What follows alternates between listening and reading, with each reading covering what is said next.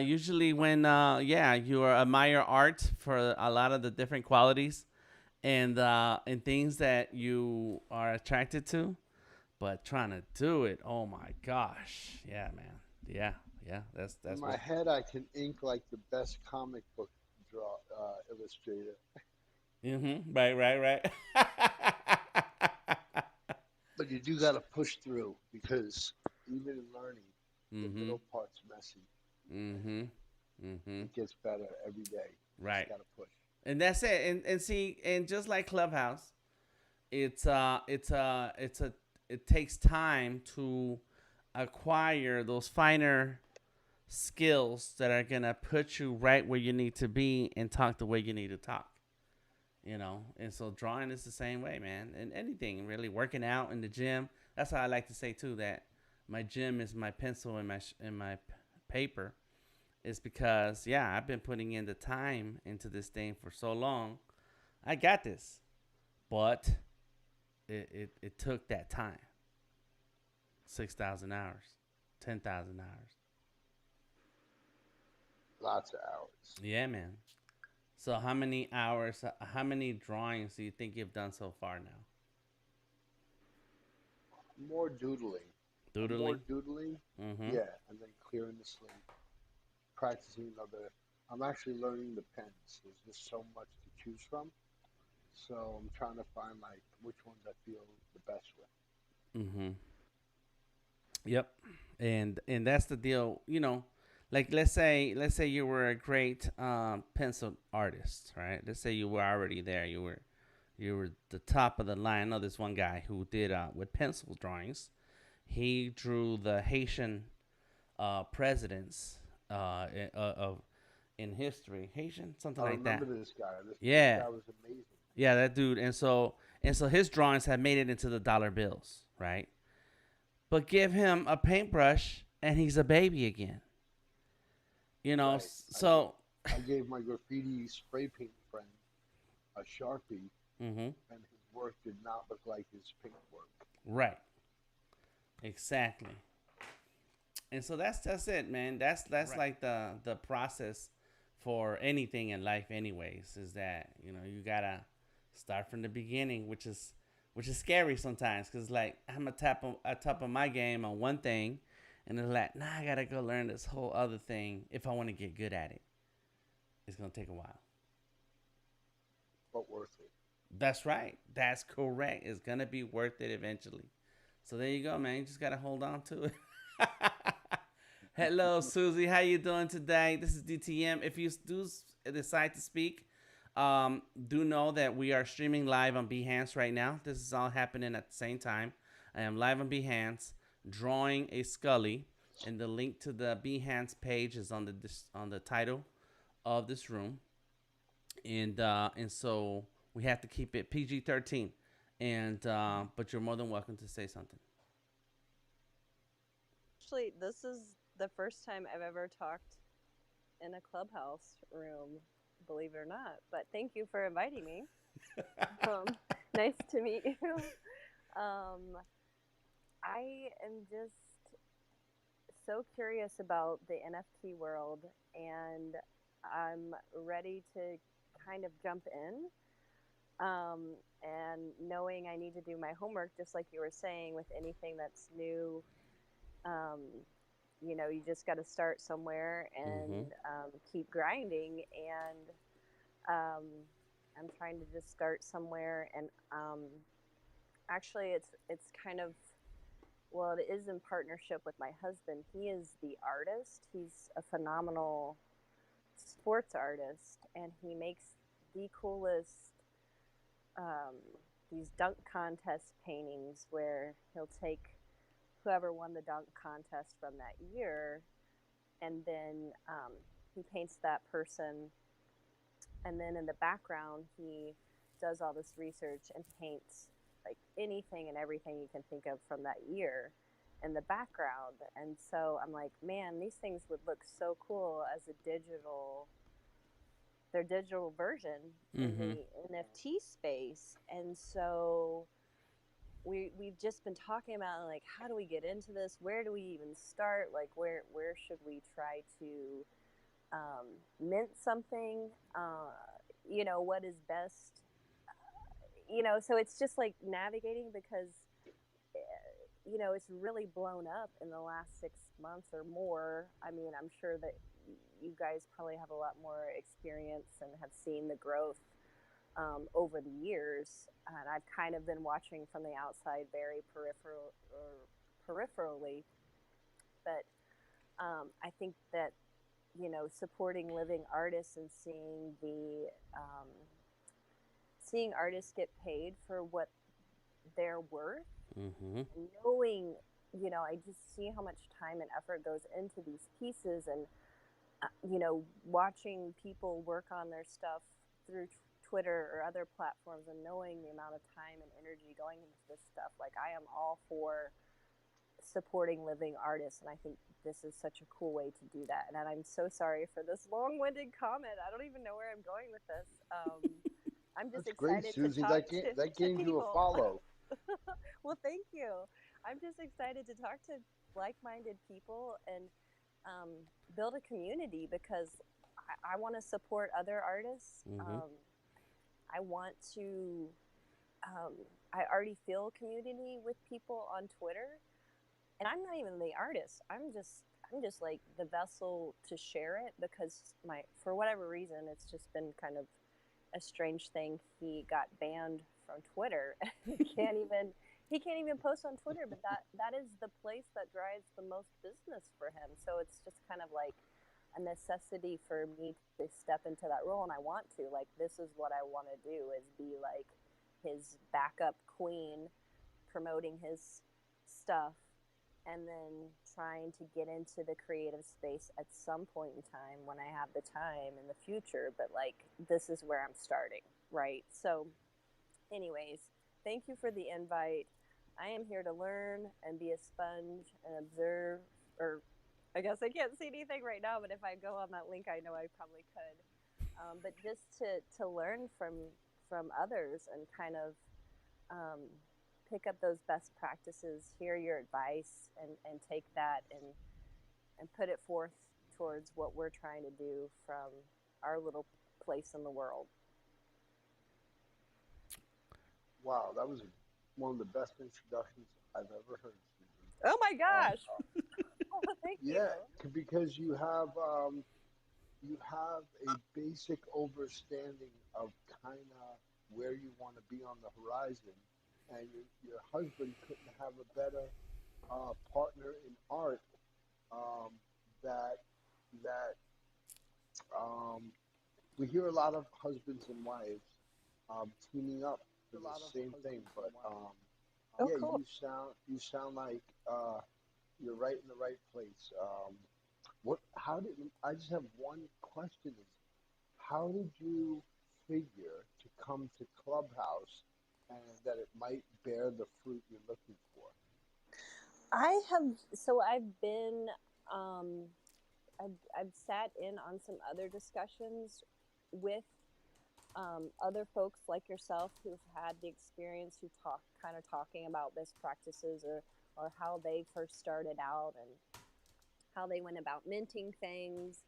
So I picked up, and I will take feverish notes, and try to follow those people who are talking, to again just try to learn. So I've dropped into Clubhouse a handful of times, um, to just listen and learn. And I actually I had Twitter up and saw the Skully Series tweet saying, "I'm discussing making an NFT on Clubhouse," and I was like, you know what? I haven't been on Clubhouse in a while, and it's been a minute. So I just was like, I'm getting on Clubhouse right now.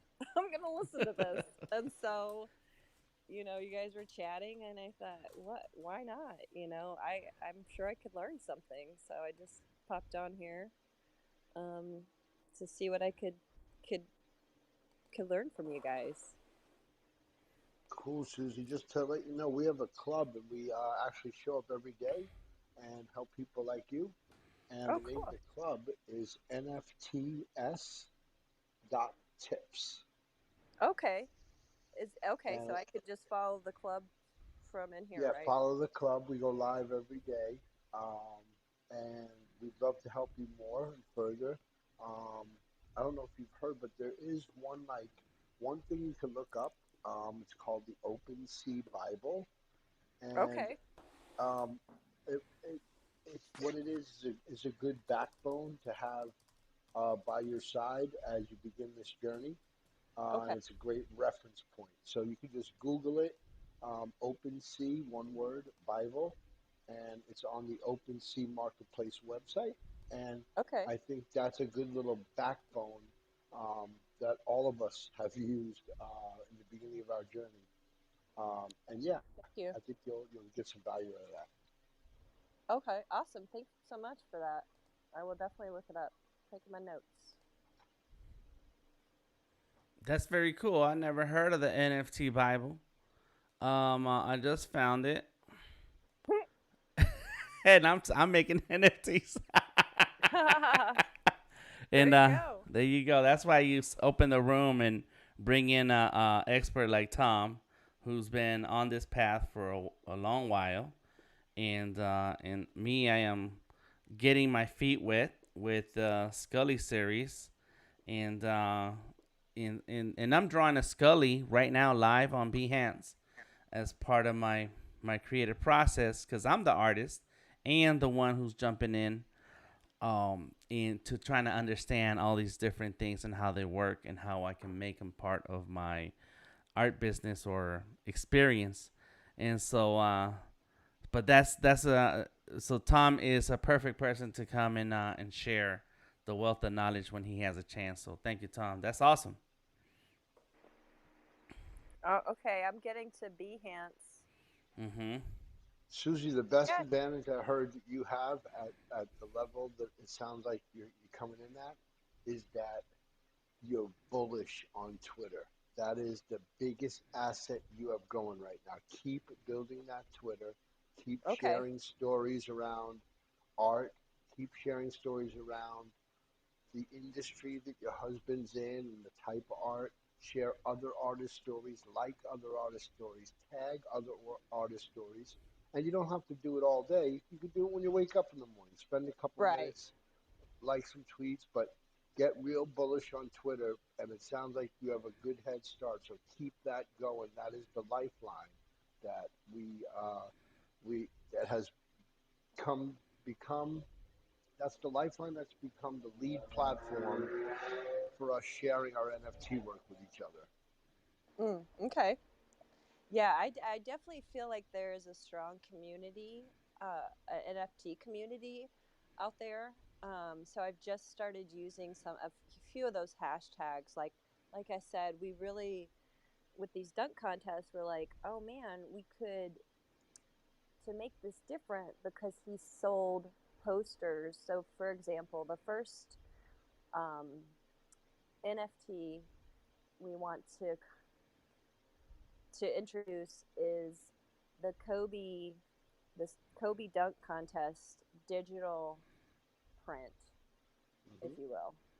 So Kobe won in 1997, and the background is chock full of just 1997 references. We've got like, oh gosh, now my mind's blanking, but like Brad Pitt and Jennifer Aniston, and Mm-hmm. J Lo's green dress, and um, like In Sync, and just all kinds of stuff.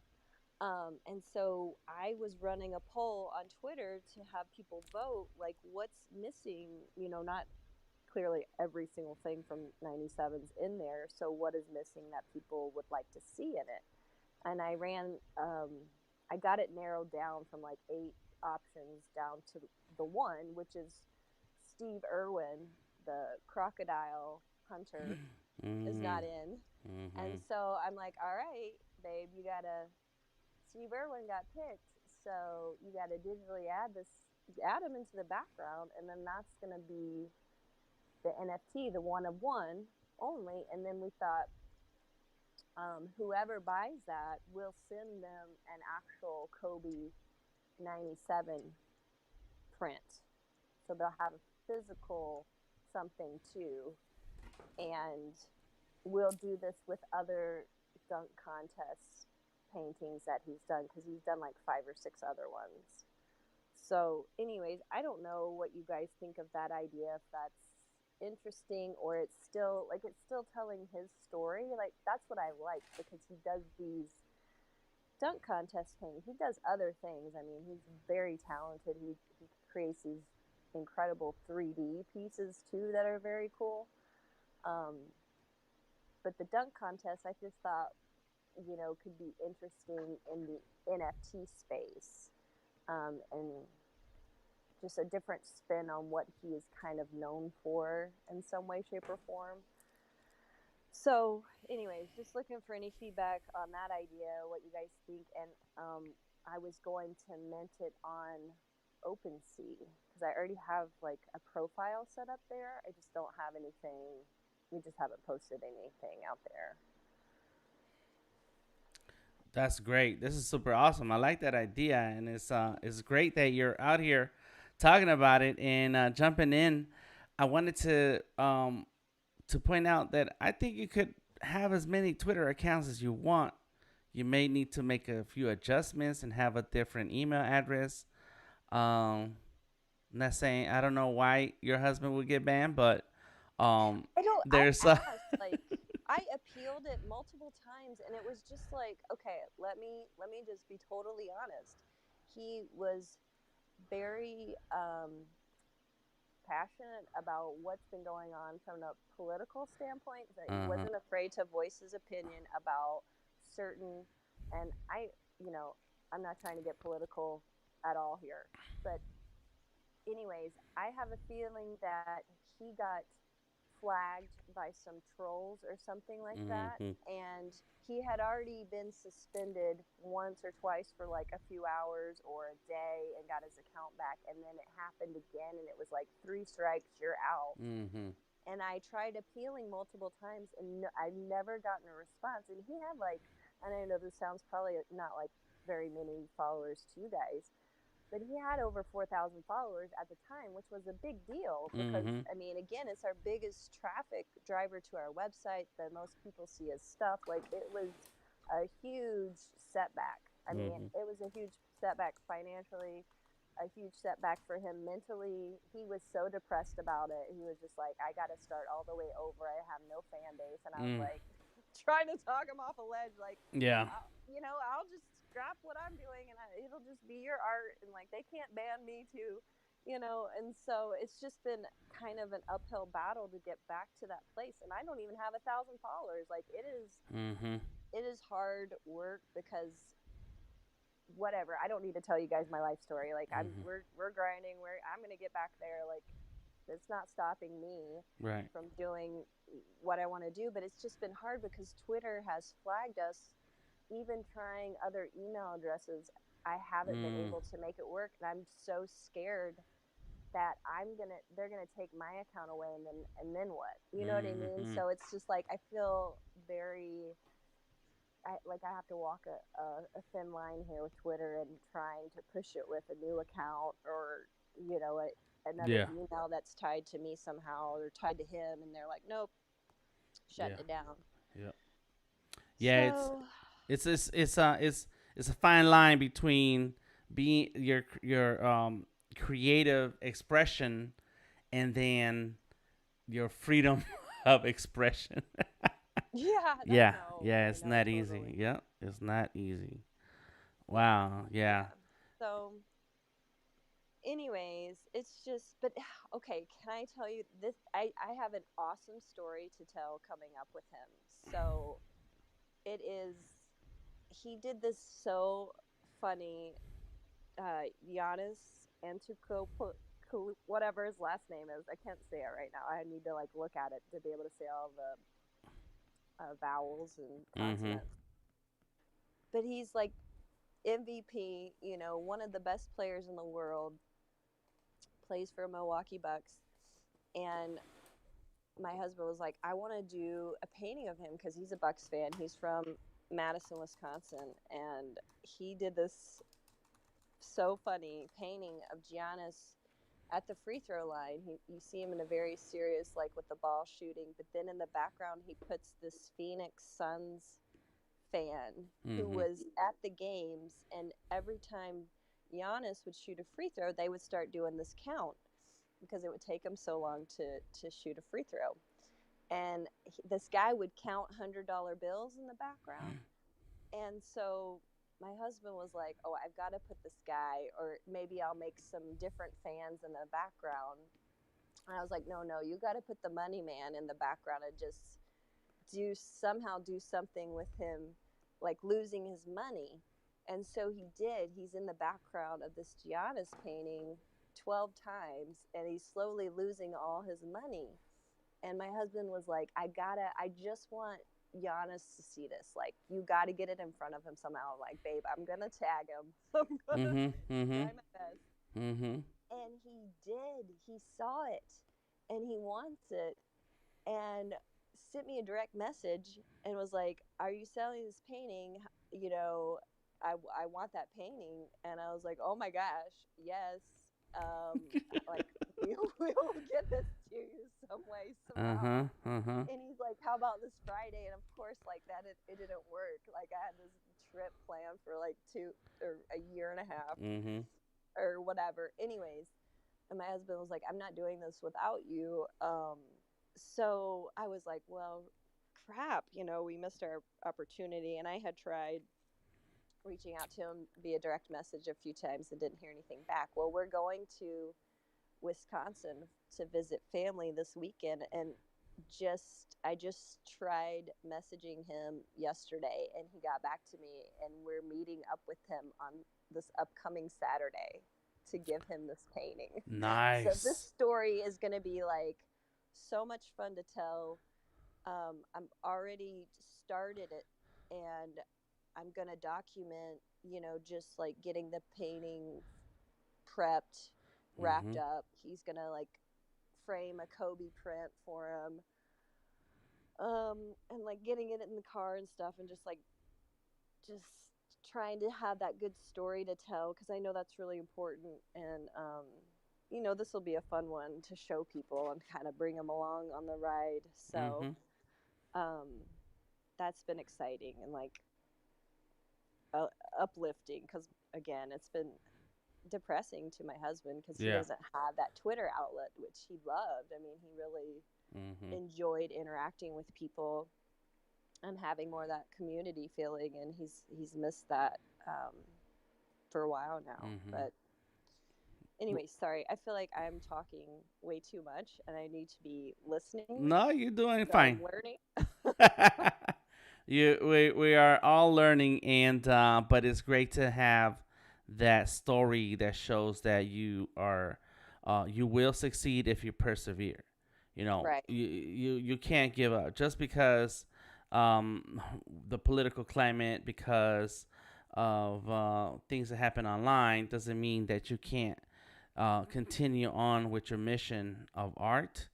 And to me, that's very important because I'm an artist myself, and I'm focused. Everything that I do is focused on art, and I want to see other artists succeed.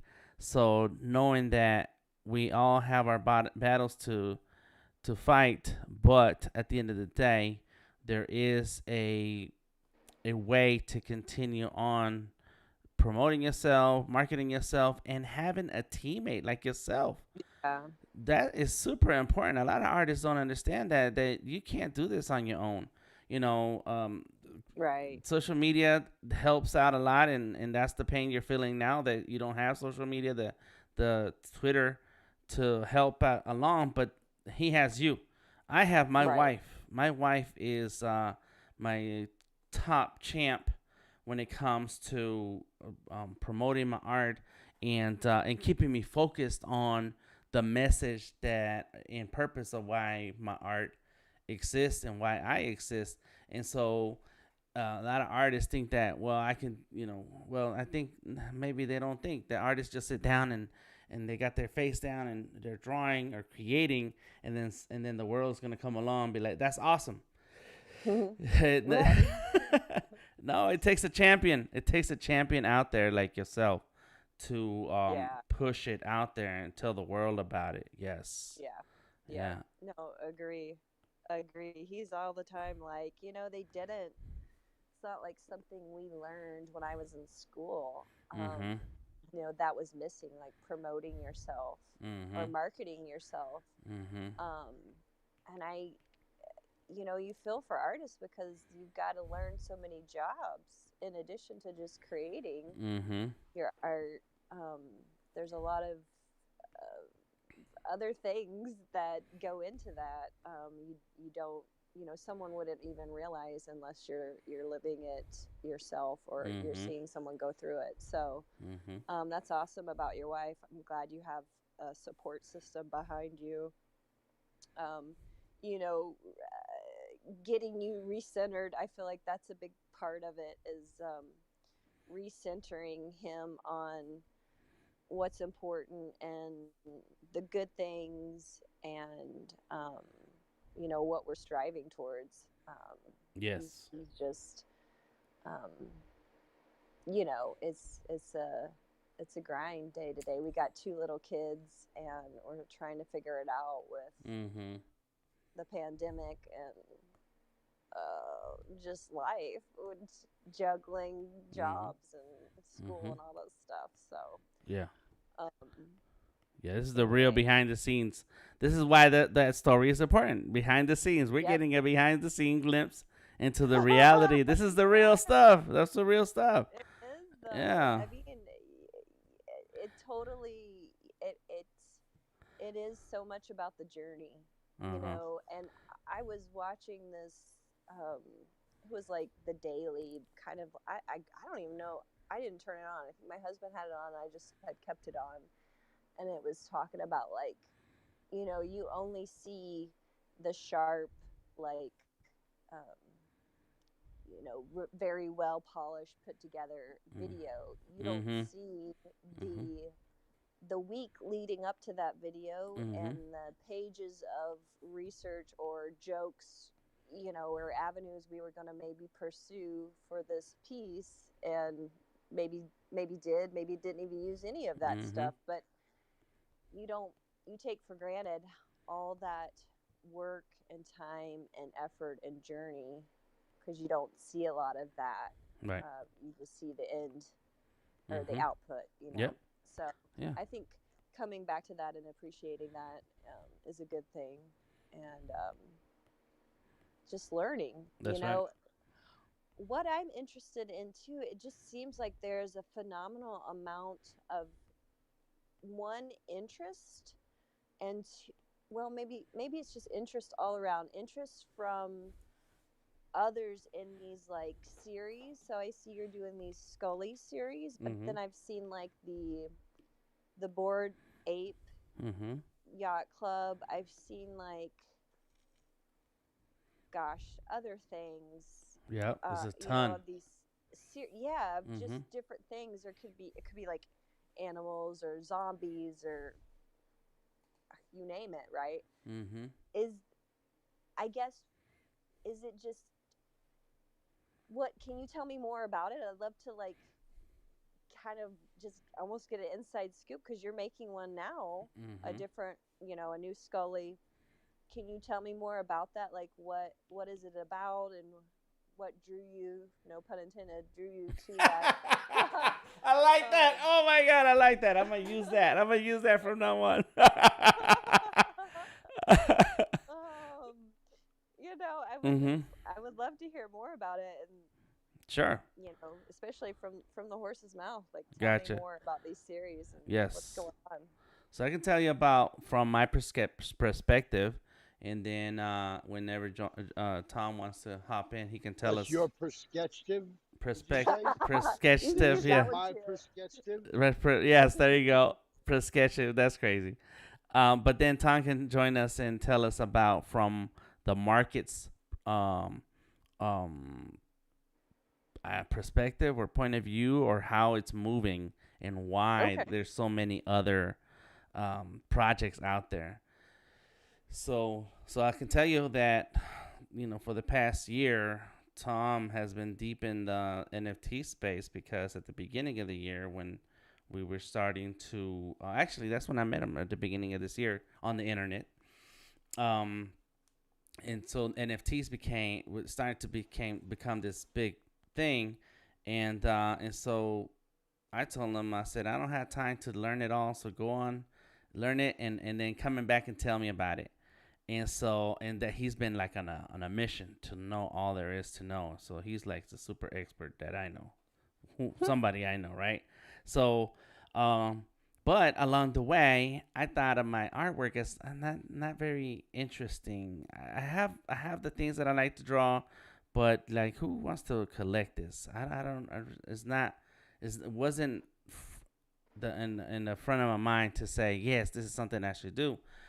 But the more I saw and understood the NFT space, the more I saw that you know what, any artist can create the art that others will like and will like in this space because the NFT space is it's like this whole nother market that did not exist before until the electronics got to this point where the internet is what it is and we have a great Locked generation. up creatives at home during quarantine.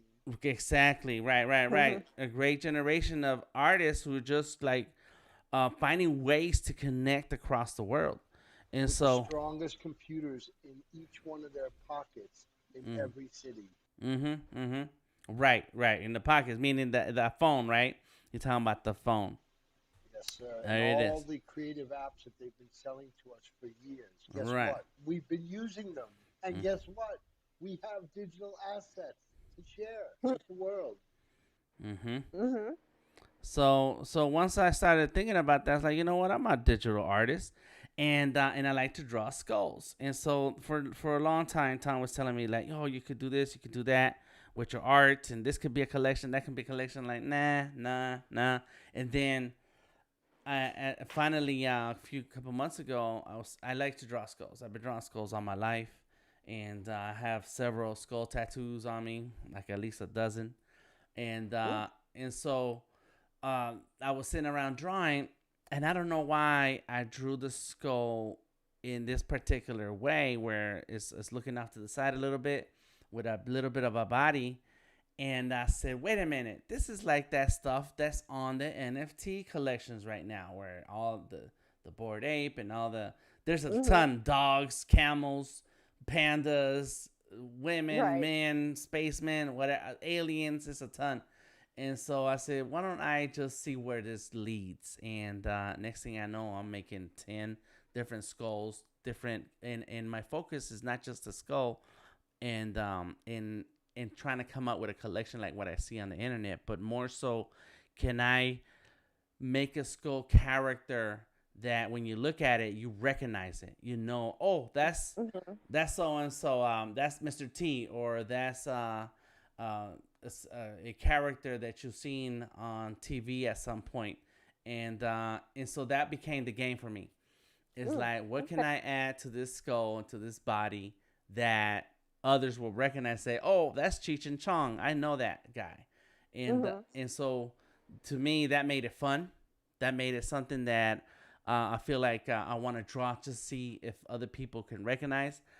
I go live all the time, and so I asked people to give me suggestions on what I should draw, and we were in the middle of a conversation one time, and the idea of Max Headroom came up, and it's like, oh snap, I need to, because this is perfect, right? Because Max Headroom was only the shoulders and the head. It's like so a lot of pop culture Sure. references along with what I like to draw, along with the community collaboration aspect of Right. it, just made it a fun thing that I said, okay, I think this is it.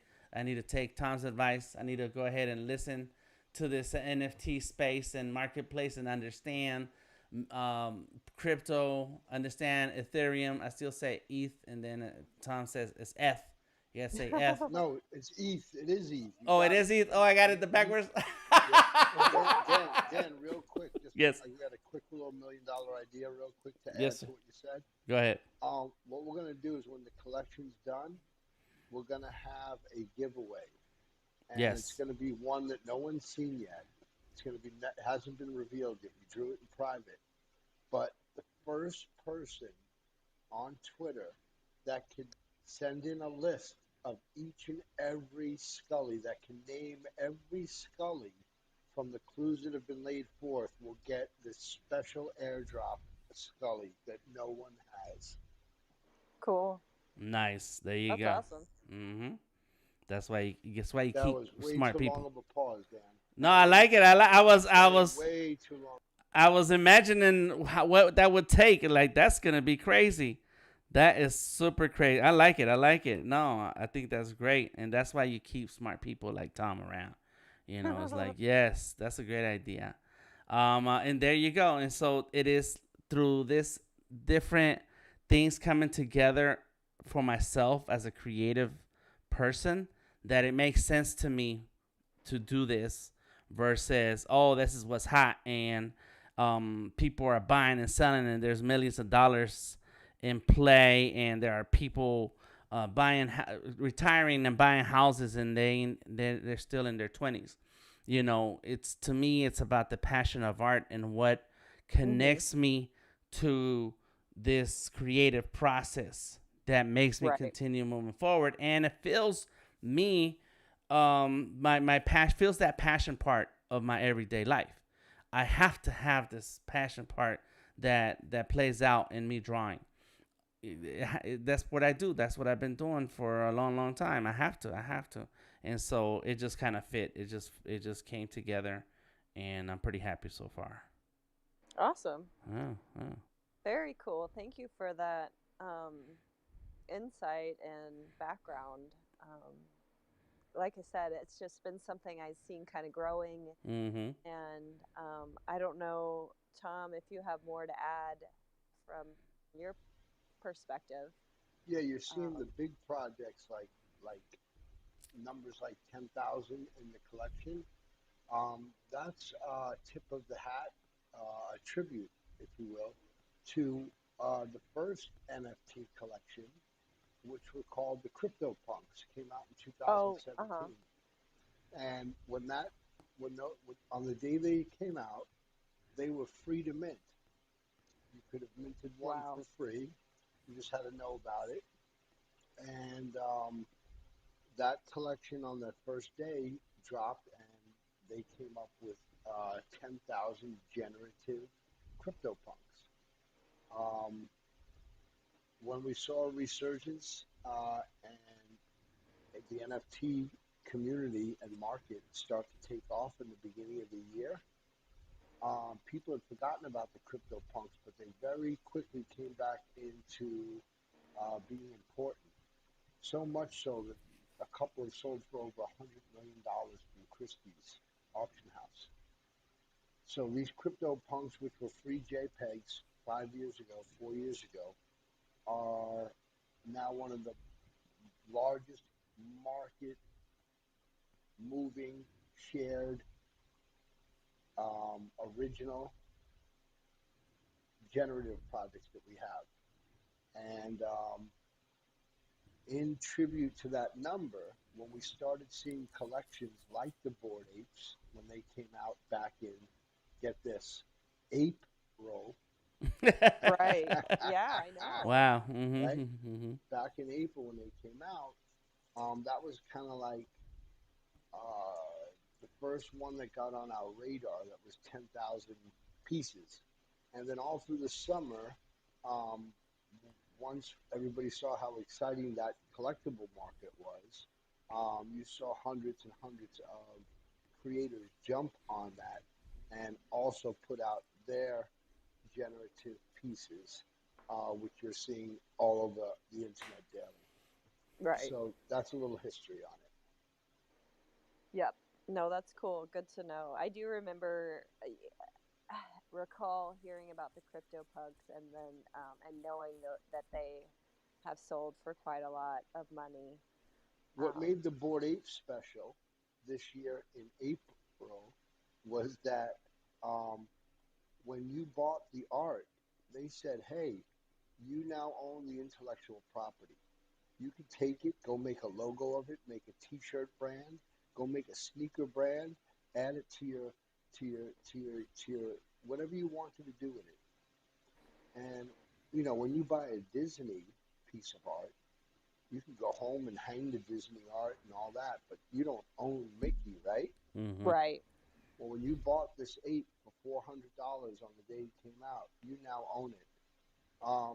Out of those 10,000 apes that came out in April, if you got the worst one of the bunch, the least rare, um, that $400 investment is now the floor price is about $117,000 for the worst one. Jeez.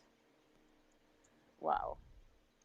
Mm-hmm. Yeah. And Crazy. the excitement was because you own the intellectual property. Um, and that was a huge part of what we saw and the explosion of that marketplace over this summer. Interesting. Mm-hmm. I am curious. I have heard, and I don't really know what these are, or I just try, I guess, learning something called a smart contract. That's what Is an that NFT is. An is NFT that is okay? yeah, we call it for the thing that it actually um, you're getting. You're getting a non-fungible token. It shouldn't even really be called a token because it's really an asset. It could be music, could be a contract, could be artwork. Um, but basically, when you go to mint your husband's work, Mm-hmm. and you go to that upload page on say OpenSea, even though it looks like an upload page, it's actually it's a smart contract. So when you type in the title and you upload the art and you type in the description and you type in the percentage you want to get as a royalty,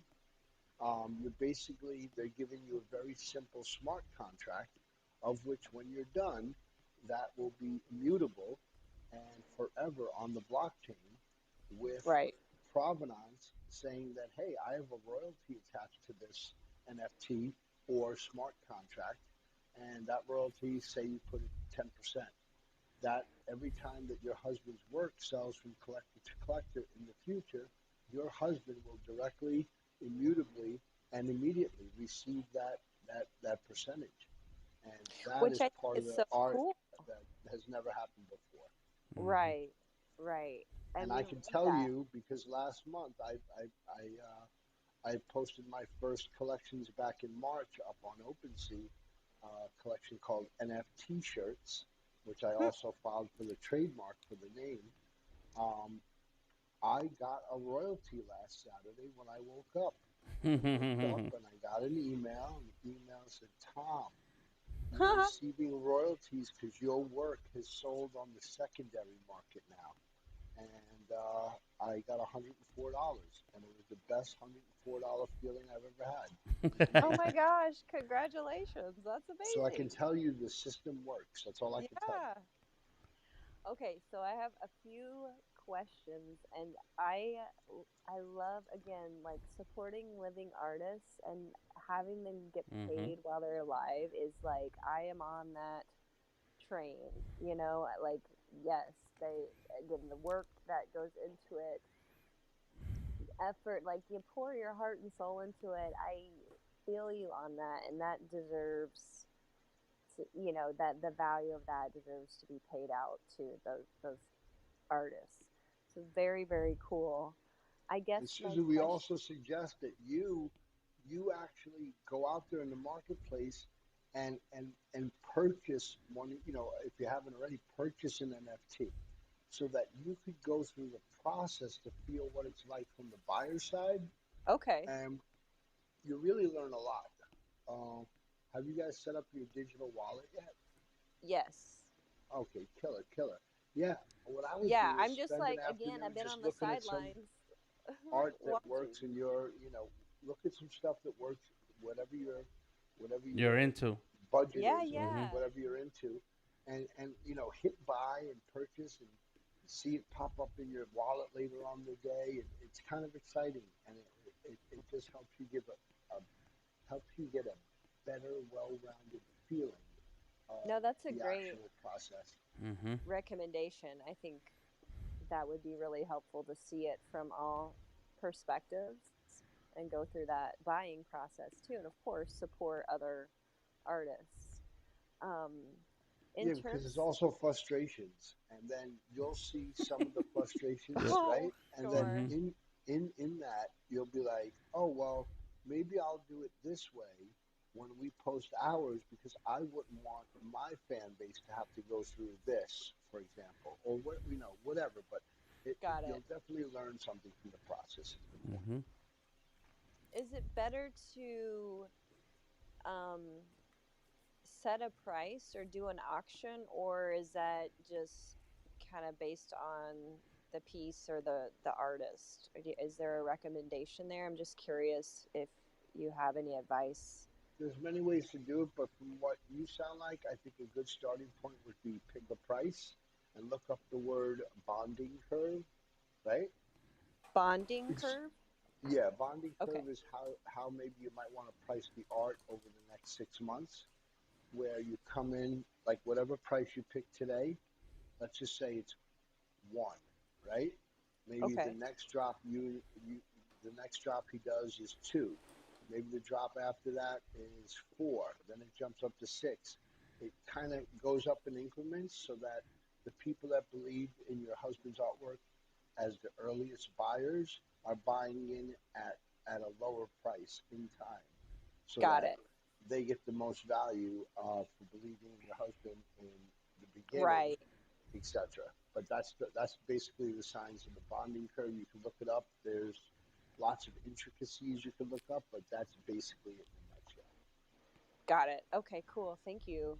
That's very helpful. But you don't I want to will go look down. You don't want to come out with like one right. price and then like be wishy-washy. Be confident, and Yeah. I'd say add a zero. Move the decimal point after you pick a price. Move the decimal point over to the right one time. Okay. Okay. Don't be afraid. And then curious too in terms of royalty percentages, is 10% is there the average right now. that's the average. Okay. Yeah. Rareable, the site Rareable. Um, Right. you can do up to 50%, I think. Yeah, up to 50% on Rareable. Gotcha. But just realize when your buyer, when the buyer, let's say they buy your husband's artwork for $100, or let's say $1,000, and he has a 50% royalty, and the buyer buys it, they're happy, they think, wow, this work is great. I'm putting this up for $10,000. Now, when they sell it for 10, because your husband put the royalty in for 50%, they're not going to get 10. They're only going to get 5. So maybe that's why the Mm. price is only around 10% on average, but it should be considered on the side of the buyer. Would they want to, would they want to pay a 50% royalty rate? Gotcha. Right. Okay. Just something to think about. Yeah, definitely good to consider. You can't do 50% on OpenSea, so your mind's kind of made up for you. So there you go. Sure. No, it's just a cool concept. I mean, I feel like I'm in your shoes if I waking up to $104 that I just was floored. I was landed floored. in Like the my, system actually works. This is yeah, exactly what we came here for, and there it is, proof right there. And right, exactly. Yeah. I was So so happy that I had proof that it worked. that's awesome. Very cool. Um, I'm trying to think of it. I have any more questions. I feel like it's been rapid fire for both of you, and I so appreciate. I've taken notes. I've been taking notes. Um, so I filled up three notebooks the first 5 months of learning about NFTs. I believe it. I believe it. Hand It's notes like every day. Yep. learning a new language. I mean, it's Mm-hmm. seriously you do need to learn these terms and understand them, and just familiarize yourself with processes and everything. So yes, I feel you. That's why I saw the tweet and jumped into this clubhouse because I knew I would learn something, or I was hoping I would learn something, and I did. I That's killer. You so came here appreciate from it. Twitter. That's how you came here today. Yeah, I was just honestly, I should be doing other work, but I had TweetDeck pulled up and I saw this. I already follow um, Dan on Twitter, and I saw you retweeted this Skully series about making an NFT live Mm-hmm. on Clubhouse, and I was like, I haven't been on here in so long. That might be a good. This would be a good time because it's quiet, everybody's asleep, Mm-hmm. and yeah, I jumped in and got to chat with you guys. So that's how I That's came to awesome. this conversation. That's Yeah, and then I awesome. got on Behance, and I'm seeing um, the Skully in action here. Mm-hmm. Mm-hmm. I don't know if it's going to be called blockchain Skully, but I'm getting to see Dan do his thing in real time, which is very cool. Mm-hmm. Um, so yeah, what a great way to kick off my week. This very exciting week for us. So I should leave because I have so much to do. It's all Every good. day I'm starting. Every week I'm starting like in the hole. But Uh-huh. you guys, thank you so much for your time and entertaining me with my various questions. I love the conversation. I will definitely be looking out for um, joining you in the future sometime. I hope to see you on Twitter. And thank you so much for the information. I really appreciate it. I'm very grateful. Well, thank you for stopping through and thank you for following. Hope to see you soon more often. Okay. Ditto. Yeah, you guys take care. Awesome. Good night. All right. Nice Bye. meeting you, Good night. soon. Take care. Thanks, Tom. What's up, Salah? How you doing What's today? up, guys? I'm just chilling. I'm walking around Waikiki right now. This is in Hawaii, and All right. you can hear some street performers probably in the background. Mm-hmm. Mm-hmm. But yeah, I just got some time to just take it. It was cool listening to what you guys were talking about earlier, and also your project seems pretty cool. I just checked it out on Instagram, and I think it's a really cool idea that you're trying to get some likenesses with with accessories essentially. Mm-hmm. Because I'm a caricature artist, so I'm always looking for likenesses and try to figure that stuff out. So it's pretty fun to try to look at your stuff and try to figure out which characters are which. Nice. Well, appreciate you stopping through and checking it out. That's why I'm hanging out. Drawing live and inviting people on Clubhouse so that we can share a little bit of the excitement of who the Skullys are, and that's the trick, right? I want to create characters that when you look at them, you can tell who they are, or you can kind of guess and get close. Right on, right on. Are you streaming somewhere live also? I'm on Behance. I'm on Behance right now, and if Ah, you use that address that's up in the title of the room that says behance.net/ the creative genius, then you can see the actual artwork that I'm working on right now as part of the Skully series. cool. I'm gonna see if I can check that out. Yeah. Take your time, no rush. But yeah, that's where it's at, man. That's where it's at. How you doing, Guyan? Good to see you joining us tonight. Hey Dan, good Dan yourself.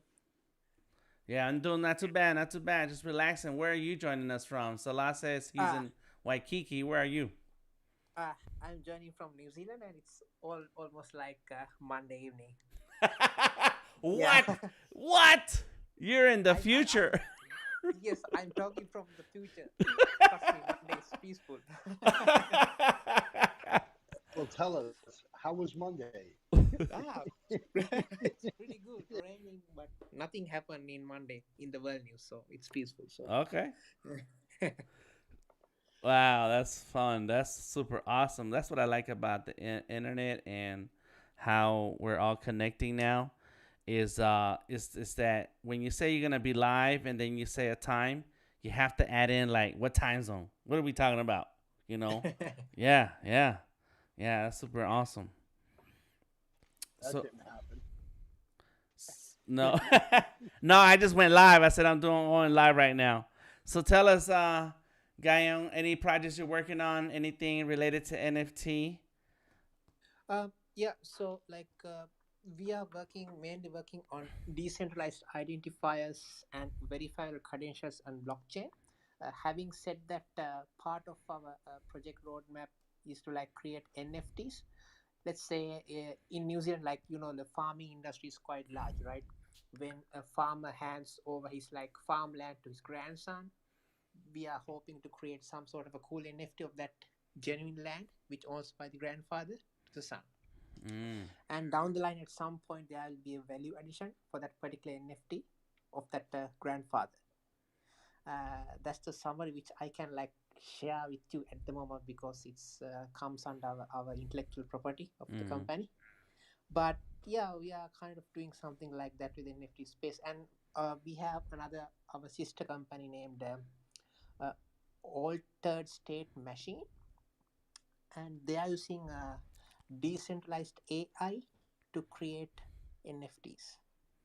So Mm. it's a really cool venture. So yeah, Very cool. Yeah, I like how there are many use cases for NFTs in the real world. It's not just a digital thing, like just drawings. Right now, I'm just doing drawings, but there are many different types of uses that affect real people in real life situations, and I like that. That's great. Did you guys have your community in mind? Is that where it starts? um, yeah. So initially, like our target group is New Zealand prime industries. Mm-hmm. Again, mainly farmers. But our sister companies they have investors all over the world, including like insurance companies, ticket issuing companies, and like concert who people who like create concerts, those sort of things, and Mm-hmm. also like AI companies, so you can Mm-hmm. get value to your AI. So that's the Nice. beauty of it. Yeah, that's a lot of extra computer stuff that it gets crowded Yeah, up in sorry my about mind. it.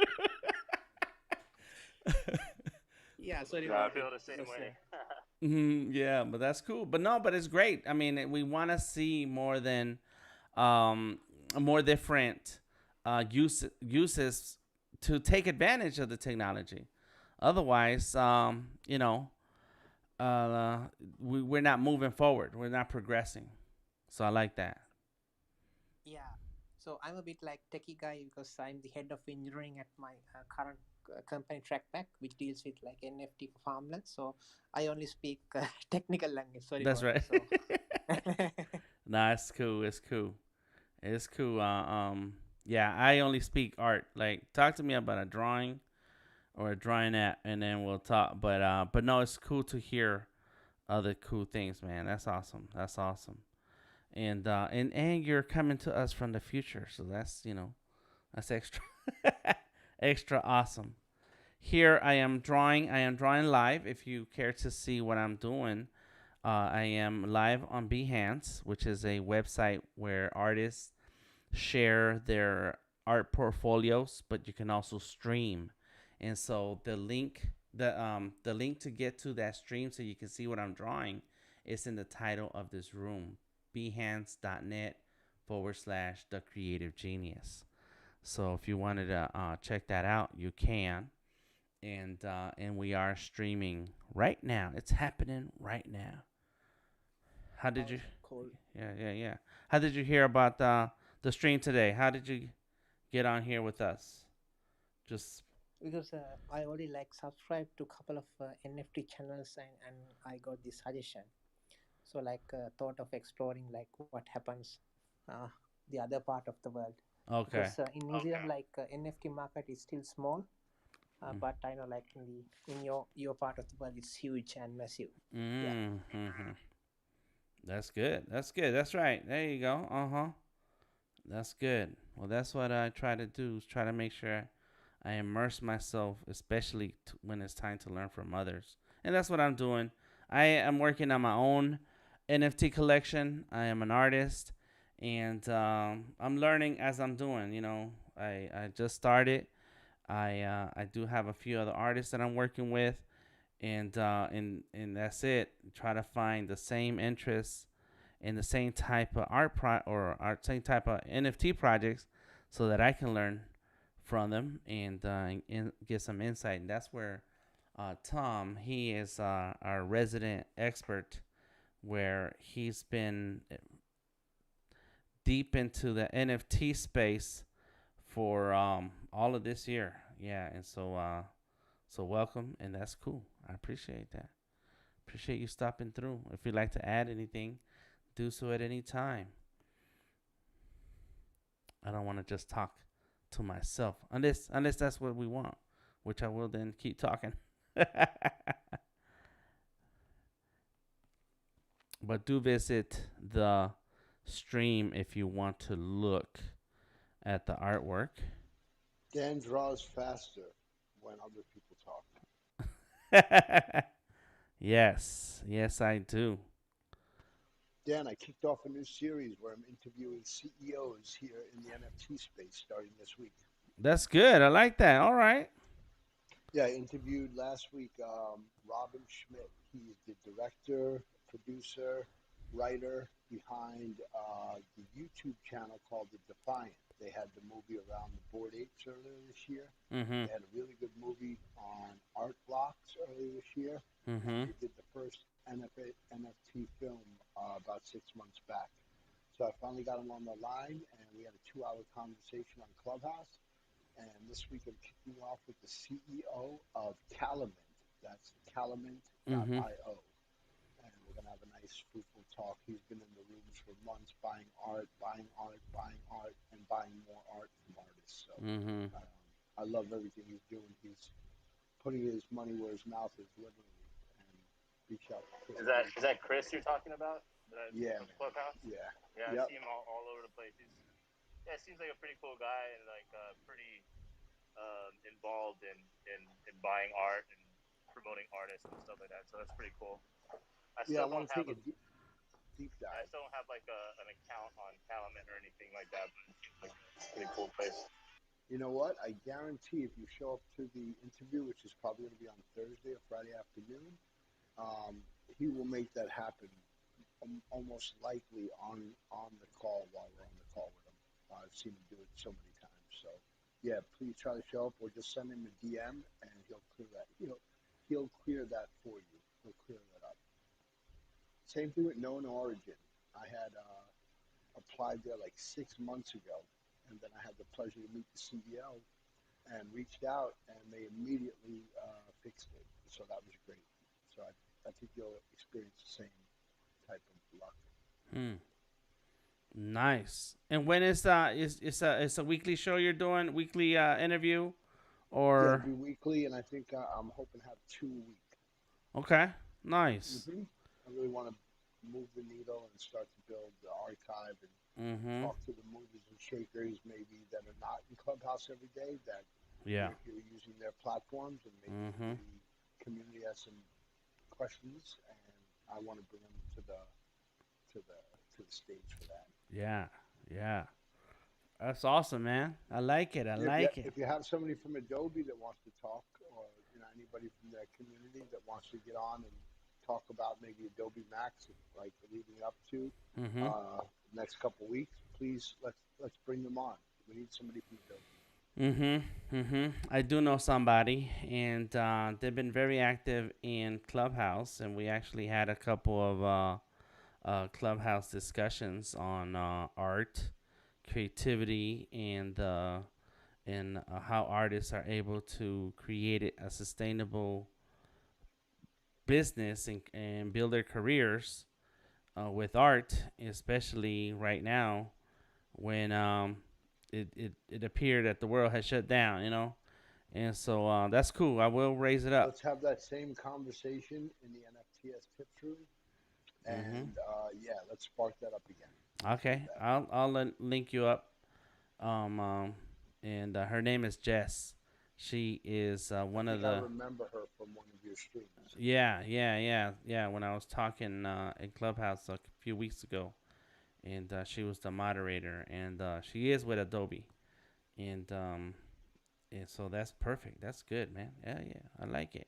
I can interview you, Dan, but I'll do it on like one of the slow ones. That, You say what? no, we'll get you in there. Yeah, I'll have you in the interview series. Yeah, man. Cause I like to talk. I will talk and About talk. we'll talk about the business of art. That'll be Yes. fun. Yeah, man. Yeah. That's good. And that's it. Now the only thing about Clubhouse is that the once the talking is over, that's it. There's no proof that there was a conversation or what was said. I'm just trying to build a reputation, Yeah, well, yeah, but I mean, like, what happens to the great conversations that are to be had with some of these people? They're just lost, right? That's it. No, I They're know. There's mm. download. There's Oh, okay. I'm thinking walk before I crawl, Mhm. meaning that even though I was in Japan in the early 2000s and I brought this word called podcasting back that Mhm. nobody had heard of, and Mhm. I knew it was going to blow because I was there at the beginning of the internet, there at the beginning of the hip hop, and I just knew that podcasts were going to blow. Okay, Mhm. Mhm. and I never recorded one ever. Oh. I've been a guest, right? Mhm. So I figure start off this way, and then 2022, then I can go official. But this will Right. be a good starting ground for me. I feel Right. comfortable in Clubhouse. I can bring in other experts as I need and ping them in, Mhm. and then just kind of get a feel for what I could do Mhm. and see how it goes from there. Yeah. I got you. That makes sense. Yeah. Why not? Why not? Yep. Starting point. Mhm. Right. Get going. Get going. Yeah, man. I'm down. I'm down. Right now, I like this. I like that We app. should probably do it. We should probably do your interview this week, just to like roll with the Skully vibe. Let's do it. Let's do it. Tomorrow and Tuesday, I'm at Adobe Live in the middle of the day. Lock And down that Adobe by Tuesday with Jess. yes, I can do that. I can try that. I'm gonna hit her up and send her a message Just tomorrow. Huh. loosely ask her. Say, hey, curious, what are your best days of the week? Mhm. Mhm. Talk to the community. Want to Yeah. have another creativity in a bigger room and see. Yeah. See what happens. Why not? Yeah, And but so my week is open on Thursday afternoon, and because every day this week I'm streaming in the morning and I'm streaming at night. So so yeah, let's find a time where you want to do it on a day where you can relax and actually talk, and you're not like right. talking and worrying about the 7 o'clock appointment or whatever. But I Yeah. know you have a full schedule regardless. But yeah, let's do it when you have a slot that works. Let's do it. Let's do it like Tone Loc said. Let's do it. But yeah, that's Let's So do it. I let's just signed in to Behance, mhm. and yeah, like I mean, it seems pretty cool that you guys are streaming on there right now. Like I was on Twitch for a while. Like how do you compare like the Behance experience streaming to Twitch or anything else like that? I would say that on Behance, it's all artists. It's all about the art and art only. Whereas on Twitch or any other platform, you're gonna have different types of people with different interests. And I think Twitch started as a gaming platform. Not sure. I don't remember. And Yep. And so your niche is tough to narrow down to your niche. Whereas here on Behance, we're all artists. Just to have when you join Behance, you're automatically given access to create a portfolio of uploading your artwork, and it doesn't matter if it's digital or traditional. It's open to all, and so then the rest of the people you're gonna come across here on Behance are gonna be artists, just like you, and that's where I really enjoy the streaming and the community on Behance because we're all artists and we all want to learn. So we learn from each other, you know. Yeah, I like that. Yeah, that's pretty cool. I guess I mean there. I guess there's benefits of like cross promotion on different platforms. You know, when people are there to watch, or maybe they're there to possibly play video games or listen to music or something like that, and they come across an artist that's kind of cool. But Mm-hmm. like the styles, have you noticed the difference between like the styles of artists on Twitch? I mean, Twitch is kind of like this anime centric type of art. Mm-hmm. Quite like, I mean, do you see quite a difference on Behance? You see it all. You see it Yeah. all because so Behance is owned by Adobe, right? So Adobe makes Right. Photoshop, Illustrator, Fresco, and all that other stuff. Everything. So you see animators, you see comic book artists, you see painters, you see children book art illustrators, comic book illustrators, and so there's a wide range. And what's super cool is that Adobe takes the time to feature different types of artists every week. So tomorrow and on Tuesday from 12:30 to 2:30 p.m. Eastern Time, I will be one of those guest artists, and I will be sharing some of my art techniques and creating characters. And so you'll see my style of art, and then different other days and different other weeks, you'll have other different artists with their style of art. And let me tell you, um, you can find your niche, but you also some of the artists you come across, you're like, how do they even do that?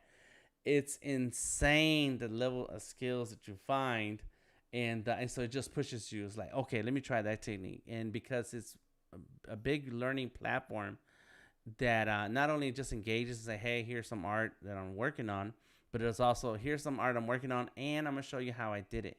So you can actually follow certain artists, check out their techniques, and practice, and so you'll be exposed to a lot of different art styles in Behance. So it's not just one type; it's everything. Especially since Adobe has a ton of different apps.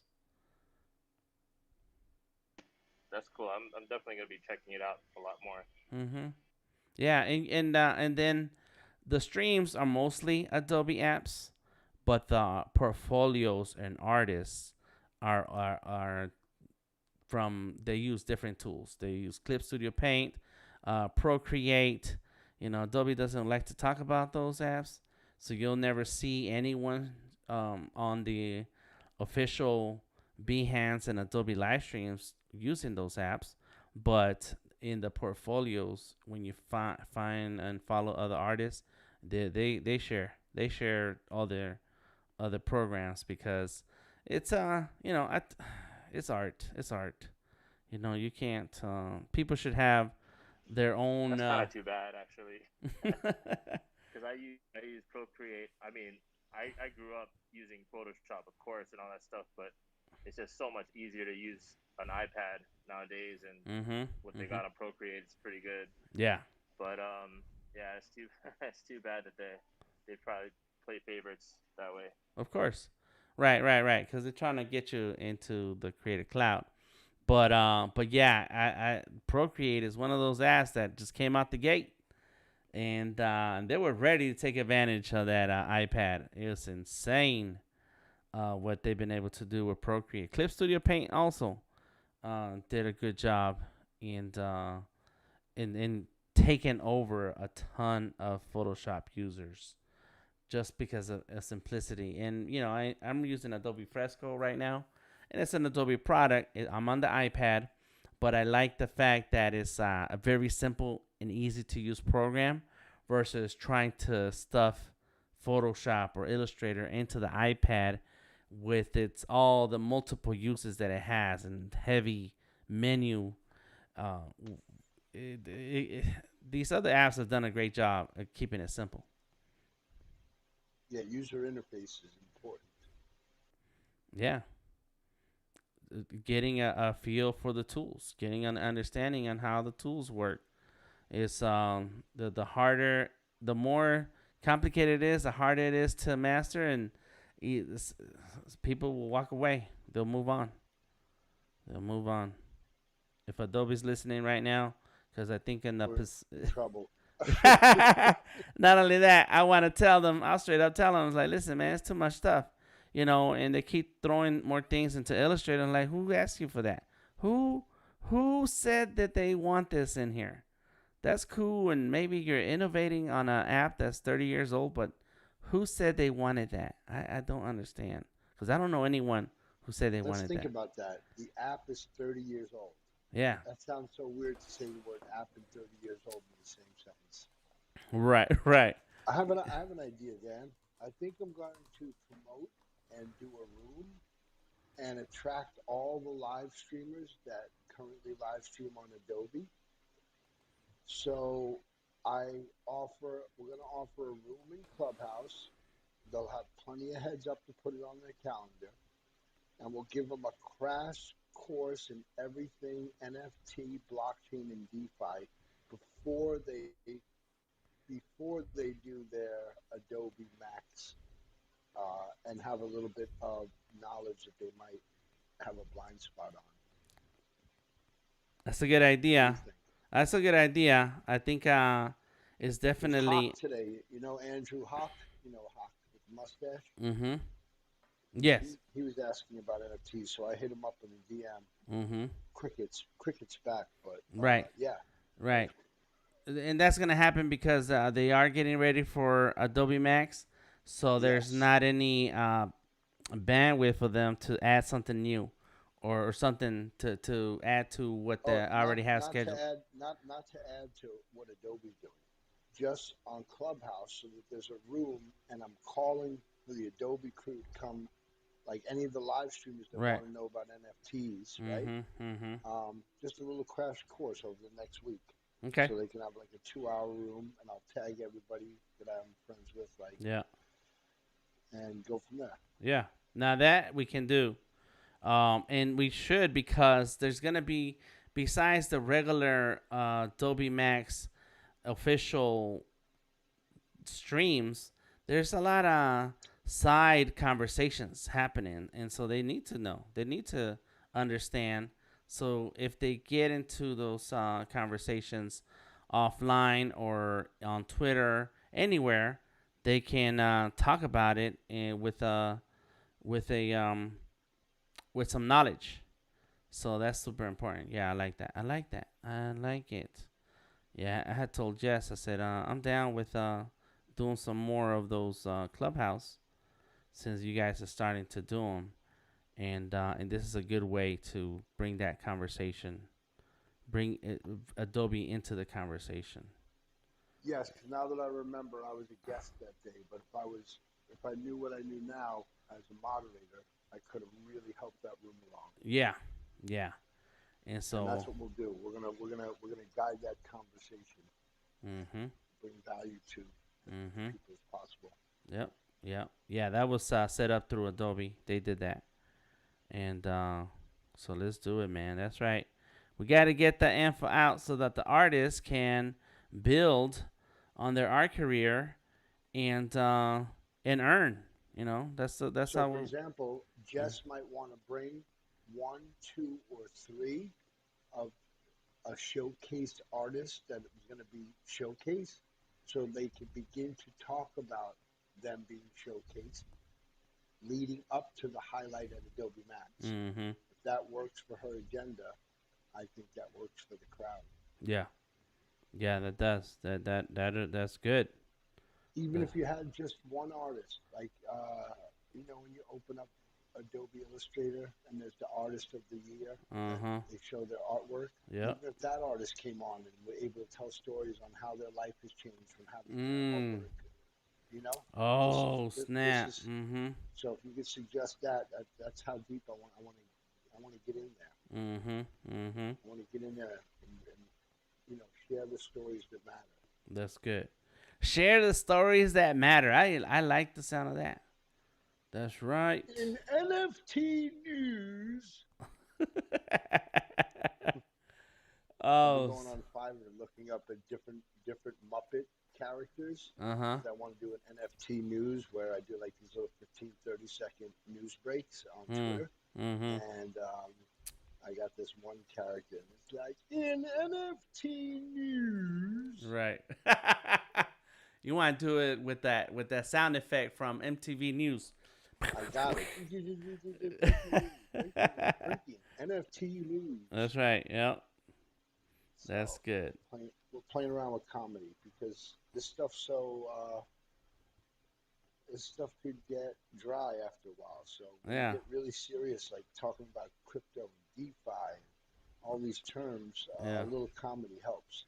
I don't know what DeFi is. Is that like the newest CD player? Decentralized, Oh. no, decentralized finance. Oh. Okay. Your MetaMask Mhm. wallet is DeFi. Oh. Okay. It's decentralized, not connected to a centralized bank. Gotcha. Decentralized, connected to a network that's connected to technologies. In this case, um, cryptocurrency in the form of Ethereum, Nice. shape Nice. of Bitcoin, Right. Right. Right. Gotcha. etc. Gotcha. Hi Tom, Some that can you give explain about NFT token one not? nifty token, Oh, one not art wallet. art block. Oh yes. Can you give Sorry, explain about which one? I couldn't hear what you said too well. Go ahead, I'm listening. one not token? Oh, I don't know about it. Can you tell me a little bit about it? Uh, I didn't know about well, but our DeFi launchpad Daisy, you know about that? No, no, I haven't heard about it.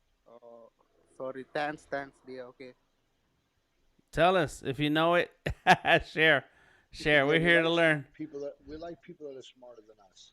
Yes. Sorry, dear. I don't speak well English. That's problem. Oh, okay. No worries. No worries. Dill, Okay, out of thank, all the Dill, I have a question for you. Out of all the thank you. things in DeFi and in blockchain and in Hmm. NFTs, have there been anything that you've had luck with or success with that has got you excited about this space? Okay. He said his English is a little off, so if you want to talk, Okay, go ahead, Dill. If you don't, it's okay. We understand. yep, that's Uh fine huh. too, Dill. Uh huh. Okay, thank you, dear. No problem. No problem. Dill's English is maybe like my Spanish. I could understand a whole lot, You're right. but I can't conversate half of what I can comprehend in Right. Spanish. I still get it in though, Dan. I get it You in. still have your free words that you count on. Yeah, I Gotcha. got enough. I got Mm-hmm. enough. Uh-huh. So Dan, tell us what you're drawing since I can't see anything that's going on. You Tell us can't a little bit see about if you anybody who's listening wants to check out the artwork that I'm working on. It's the link to the stream is in the title of the room, and I am drawing with Adobe Fresco live on Behance. The audio is coming through into Behance so that we can continue this conversation while I'm drawing, and you can check out the artwork as it's happening. And so I have a series of skulls that I've been drawing. It is part of a collection called the Skully Series, and I have check out the website if you want more information, Skully Series, or follow on Instagram or Twitter. And basically, I am drawing a Skully character. Every day I'm drawing a different Skully character that relates to something in pop culture, animation, comics, something like that. TV, film, And for this Skully for today, I'm drawing a Bitcoin Skully. So he is the king of Bitcoin, or I don't know if there's a title, if there could be a name for this. Is he But gonna have Bitcoin eyeballs, oh, that's a good idea, like huh? Bitcoin coin eyes? All right. Nice, nice thick coin with the Bitcoin logo on it. Well, he's got the chain with a Bitcoin logo hanging on the chain in his neck. Got that I forget what kind of chain name is that, but he's got a Gucci chain and other big kind of chain. I guess they're all. I don't know what makes Cuban a link, Gucci chain, but this links, yeah, this links. Gucci chain. If you buy it at Gucci, it's a Gucci chain. That's what makes a Gucci Oh, okay. Not just because of the way it looks. It's because you bought it from Gucci. I got you, No, got you. I'm sure there's a Gucci link. I just can't think of it off the top of my Oh, okay. And so that's what I'm drawing right now. I'm drawing a character, and so this particular character is part of a commission.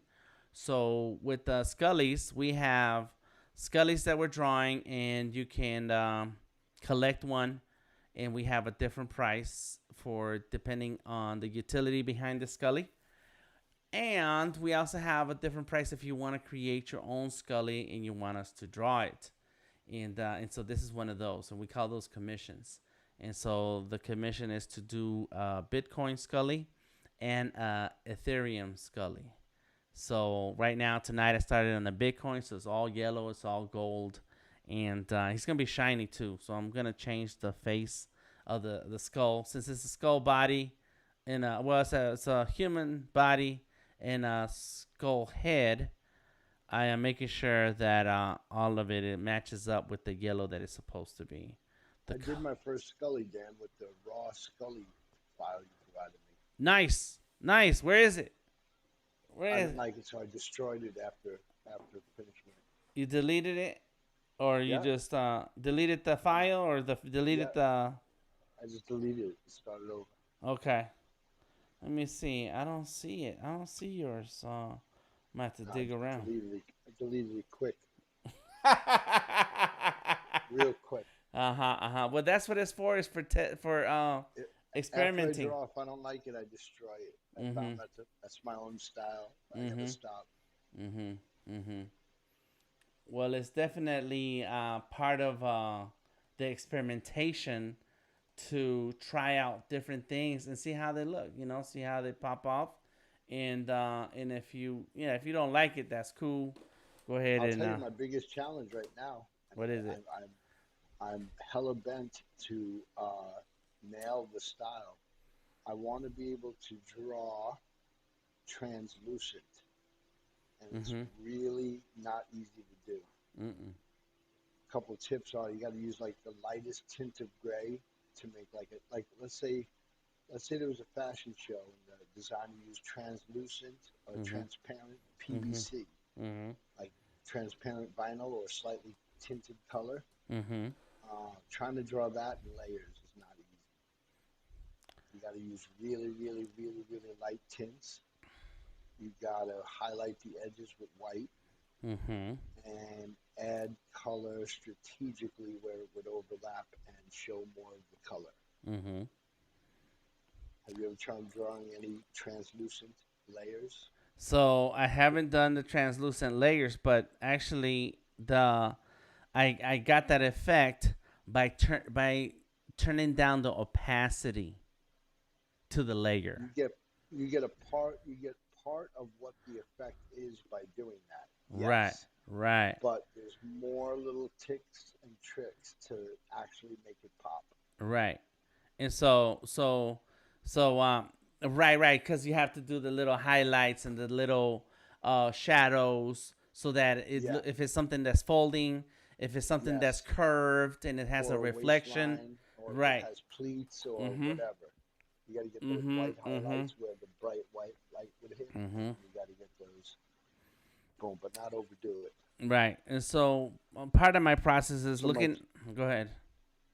my challenge to you is do a translucent Skully head where you see the brain and whatever's going on inside, What?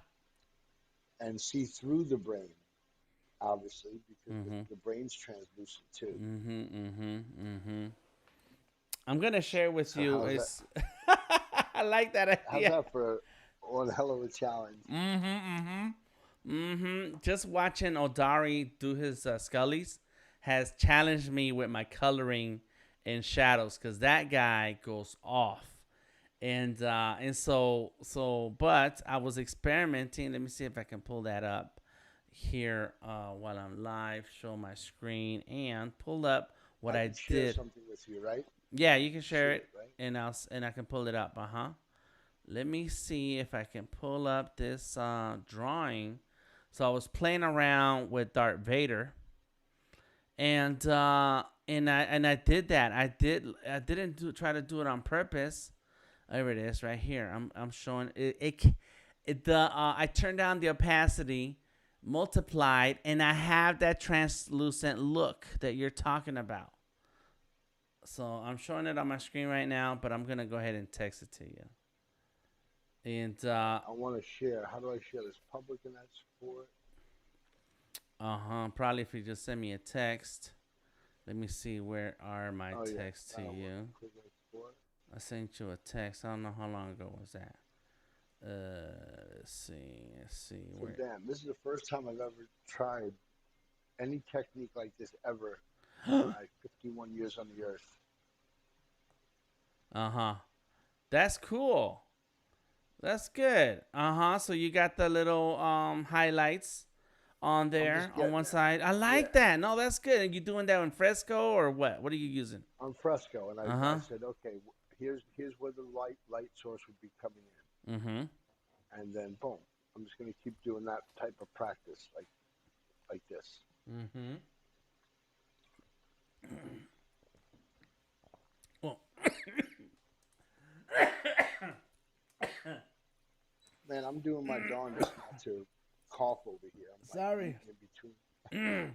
I was drinking my coffee and I tried to swallow it too fast so I can come back on. And it went the wrong way. Okay. No, well this looks good. I was gonna say, this is how it starts. And what I'm looking at right now with the white highlights on the right side, it's those are the little highlights that you would do um to make the to play Nails. with the depth perception and so on. So that's good. I would take that layer and turn down the opacity just a little bit and then duplicate it. And then the second layer is where I add more to the highlighted areas Right. to Got make it. yeah. And So it'll so be less highlighted, but it'll be added. Like I could do the edges of the tooth or the lip mm-hmm.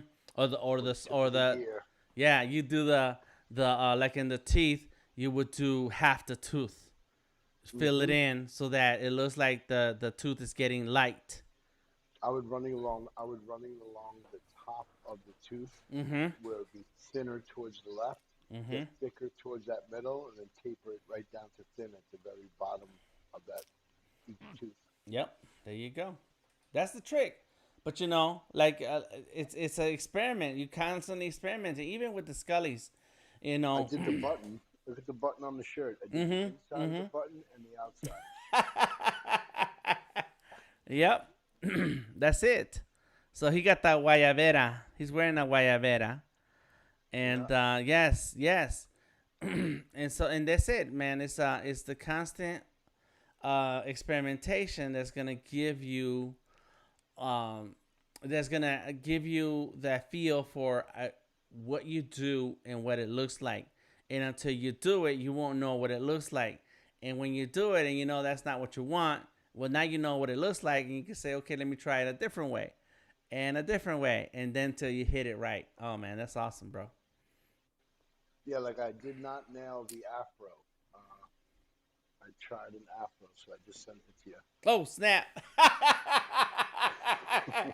No, it's fine because now you need the detail. But see, now you need the detail. Yeah. Dang, green afro. I like that. That's I cool. like. Mhm. I gotta fix that little ear on the right, but I like the ears Mhm. poking out Mhm. of the afro a little bit, Mhm. Mhm. and maybe pull it back on the left ear a little bit. But Yeah. yeah, that's what I'm thinking. Add an earring so it kind of pokes out of the afro so that we know like that's the ear. And Yeah. huh. Visual marker. Yeah, yeah. Dang. Maybe So give I'm just us. trying to Go just ahead. trying to share what I'm doing. Teach. That's good. This is good. Man, you are doing it, man. I don't know what you're talking about, but that is exactly what I do. And so if you look at the text I sent you two um, Darth Vader Oh, let me look Skullys. now. And then And, Skylar's jumping in, and then that's what Skylar's working. oh, Skylar's like, yeah. oh, let me share the work with Dad. Mm-hmm. She need to have her own OpenSea collection ready She's to getting there. mint it. You Yeah. know what her collection is? What's that? She's like, Dad, I want to do a derivative project. I go, all right, what are you thinking? Let me hear it. I go, Mm-hmm. what are you going to call? What's the name of the project? Mm-hmm. She goes, I already got it. She goes, I'm going to do the smudge dinosaurs. I was like, What? smudge dinosaurs? What are those? They Uh-huh. sound exciting. She's like, I draw with colors and smudge. I smudge it using the smudge tool. And then when I get it looking like a dinosaur, then I outline it in outline into the dinosaur shape I smudged it to. Okay. Okay. I was like, all right, all right. Yeah. See? Dan, where did you send me a text? I don't see it. Oh, you don't see it in the same place you sent me the text. It's not in the you don't see it in your. Oh, wait, yeah, I got it. Whoa, whoa. Yeah, this is what I'm talking. You got it. Yeah, I did that by Now, accident. listen to me. If you take the helmet and remove the black, okay, Uh-huh. and drop the point size of the pen by half and go in with white instead of black all over that hat, the whole thing is gonna pop. Yeah. And then if you add, and then after you do the edges in white instead of black, then add the brightest highlights, and it's gonna look crazy. Yeah. Yeah. That looks great. Yeah, man. So there you go. Like You didn't even do much. Yours is nah, like minimal. Yours is yeah. like a couple brushes, blend mode, and you were done. Uh-huh. Yep. So and this is cuz I was preparing the NFT file. And so when I do the Skullys and post them originally they're flat. And then but when they're going to be a NFT and I'm going through that process now where I'm going through all the Skullys that we've done and make sure that they have the gradients where they need to be, some of the highlights where they need to be, and so that's when I was playing just took around. away the color and left the highlights and the outline. Well, I turned down the opacity. Okay. I turned down the opacity of the color. The outline is on a different layer, and some of those highlights and shadows are on different layers. Yeah, I know that. But I'm saying the color of the original costume, you turned it down to what? 10%? It's I have to pull it up. It's probably around 10 to 20 max. Yeah, so that we can see it through. Dude, this is my favorite one and the one that I want in my collection. This is by far the one that I'm attracted to. Damn it. Well, that one's sold already. That's why I was playing with it, because I actually didn't mean to play with it. I was making the adjustments that I needed to make. And for some reason, I think I couldn't find this one layer. So I happened to turn it down or off. And I was like, whoa. So I took some screenshots for myself, but I can't. I already have the Skully that goes with that. Is sold. It's already sold. Yep. I'm gonna pick another costume character. Yeah, and then we can do that experiment. I'm gonna put a request in. There you go. Yes. What I would do on this one is I'd go back in now and simplify it, meaning that some of the stuff in the shoulders and chest could probably be removed just for simplification. Right? Yeah. But like the left-hand side of that helmet looks awesome. Imagine if the skull was like that and the brain was like that. You could see all the way through to the back wall. Well, there you go. Then that's the one we're gonna work on for you. How about that? Dang. Dang. You're coming up with some hot fire. What's the difference between the two you sent though? One's a little less opaque. Yeah, one's less and one's more. Uh huh. Yeah, They're that's both all. fresh. Nice work, Dan. Really dope. Thank you, thank you, thank you. Yeah, I've been and that's the thing that that when that's an example of, you know, you're working on something, you're really not sure, and the whole Skullys has been that way where I am trying different things, and just to see what it would look like, cause I'm not sure, right? So I'm still not sure, but then when I showed you Skeletor and a long time ago, and you said that's the way that an NFT should look. Like that's the flavor, not the flat colors, but that flavor. And so that's when it's like a realization is that okay, I'm further along now, and I get this part, you know. But until you try it, you won't know it. That's how it is. So good. Yeah, yeah. We got someone else joining us. Hey, one, how you doing? So Let's just bring one up. Let's see if yeah. one could donate one beat to the Dan um, outro soundtrack for your live stream. We need that 30-second banger. Oh no, I guess 5-minute banger. Yeah, in the beginning of the streams. Yeah, yeah, and just know that we are streaming live on Behance. So it is the voice is streamed. The audio from the clubhouse room is streamed. Why is one a musician? I Just make here. beats, art, NFTs. Okay, cool. Nice. Juan Montez got the opposite upside down of 666 followers, and he makes beats, arts, and NFTs and merch. He probably does mock-ups too. Fresh.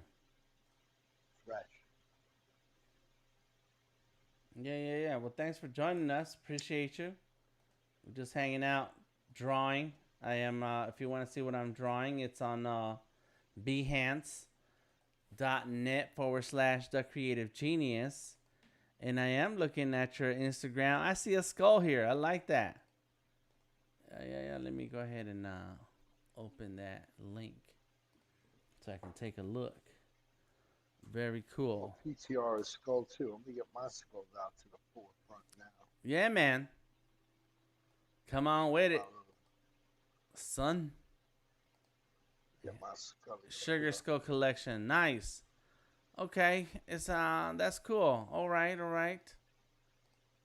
Boom. Got the sugar skulls and all kinds of art styles. I like that. Gonna check out your OpenSea NFTs. Boom. Nice. Well, welcome. Thank you for joining us. Dan, something magical happened on the iPad in Adobe Illustrator.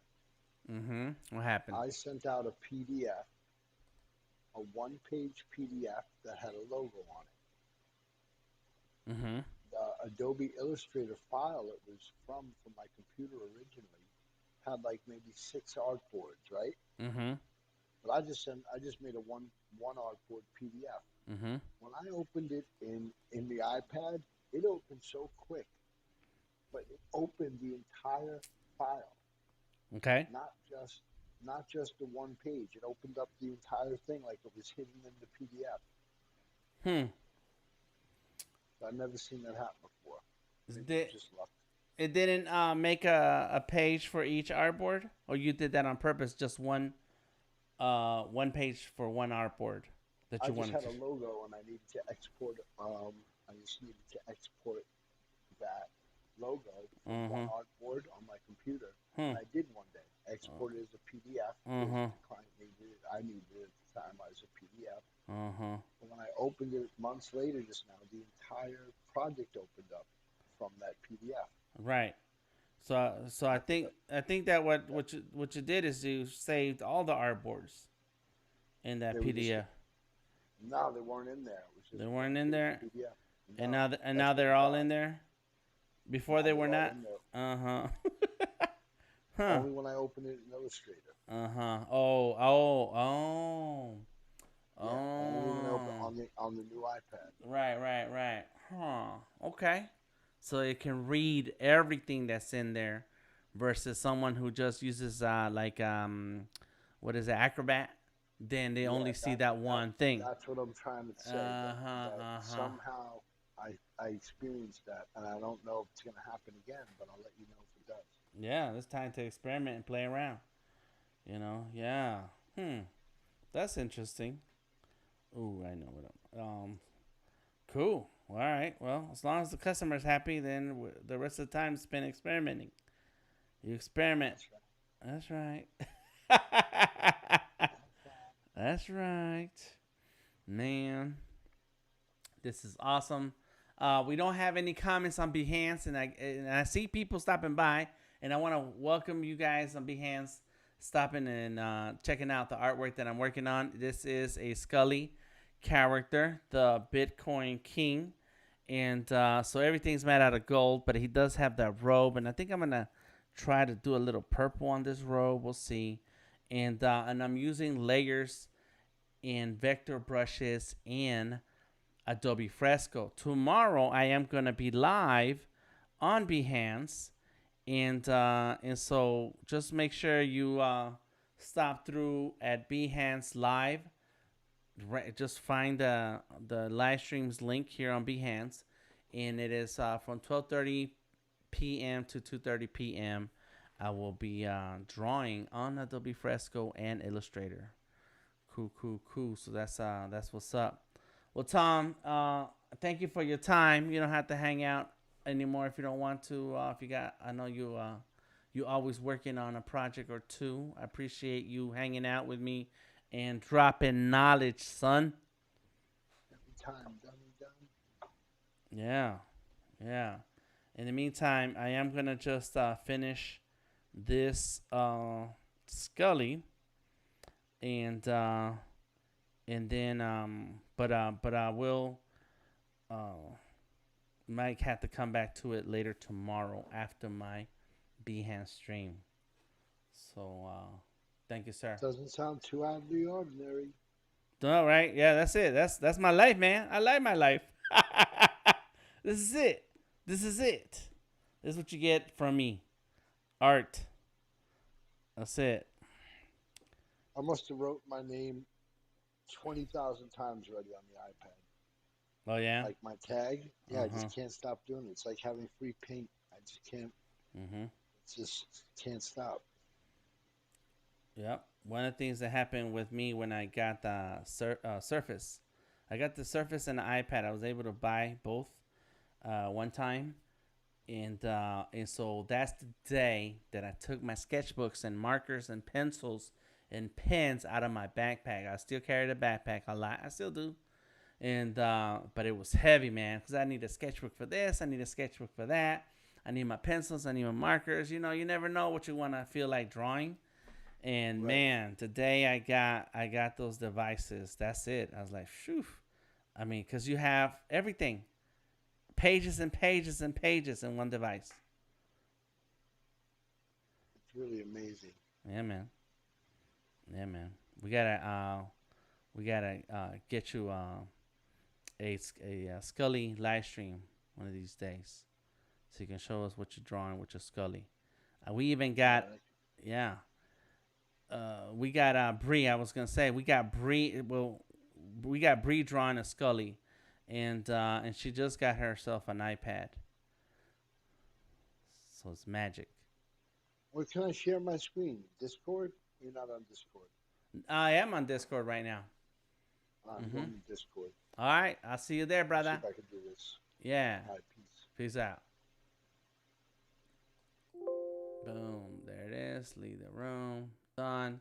Okay, so that was the room. And for those of you who are watching this, that was the room on Clubhouse. What I want to do is that every now and then we have invited guests talking about art, the business of art, and all the different things that they're working on. and tie it into answering questions about the NFT space. So that's what that was right now. And Tom was the last person hanging out in the clubhouse room. I started it at 11, and so I was over an hour and a half of talking. In any case, I'm still live right now. What's up, Garrett? I see you. Thank you for stopping through. I appreciate you. It's I'm sitting here drawing a Skully. What else? What else? And tomorrow, for those of you who get to watch this right now and listening, tomorrow I am gonna be live on Behance. It's at 12:30 p.m. Eastern. 12:30 p.m. Eastern, and I'm gonna be drawing with what else? With Fresco, because tomorrow the focus is what is it? What they say is called the magic of vector brushes. That's what we're calling it. I don't know. We'll see. We'll see what they say. Gonna be with Claddy, and super talented, amazing illustrator, designer.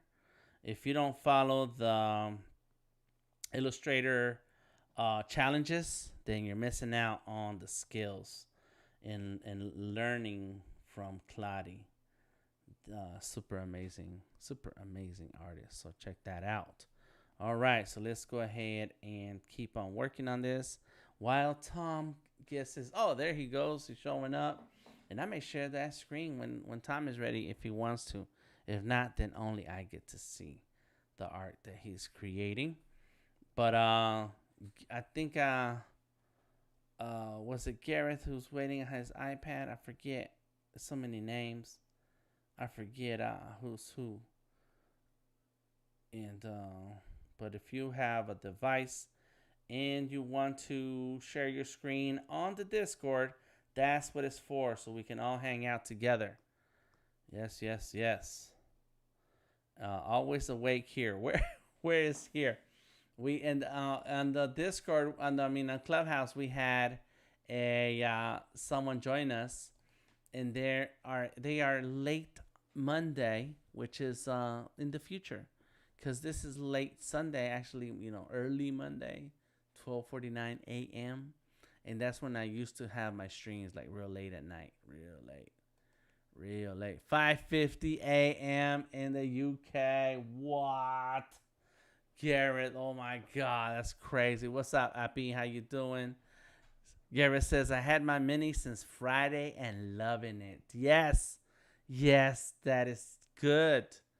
Oh man, I knew it. You're just gonna fall in love with it because it's a great device. It's a great device for drawing, and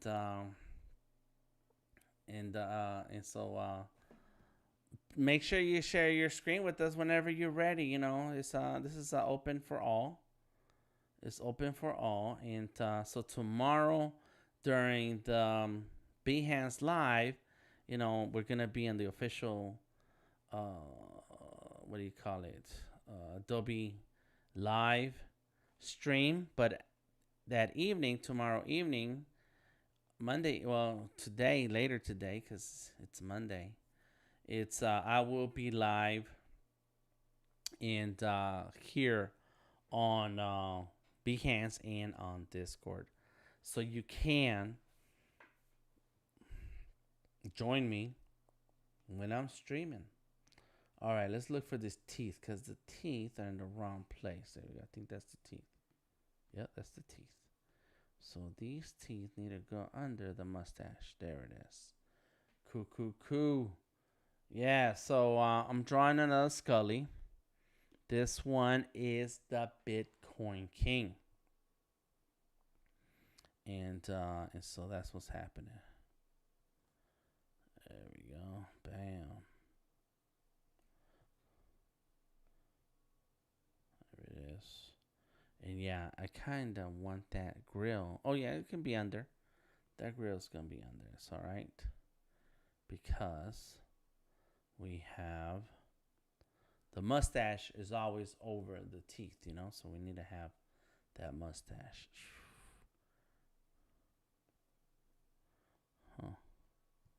Let me see that mustache. Yeah, that one. I'll probably it's got too much going on. Mustache right there. And yeah, I'm cool. I'm cool. I'm cool. Let's go like that. There it goes. So I have to work with that mustache beard right there. Grab that. Turn down the opacity. So look, there it is. Got it. Now let's go ahead and grab that mustache beard goatee. What's up? What's up? Duplicate that layer. Multiply, or whatever it is. Multiply. Turn down the opacity. Get the eraser. This is my process. This is what I do. I do this all the time. Right? So I can go like this. So then, boom. Bam. Bam. Bam. Bam. Boom. And just kind of start taking away a little bit. There it is.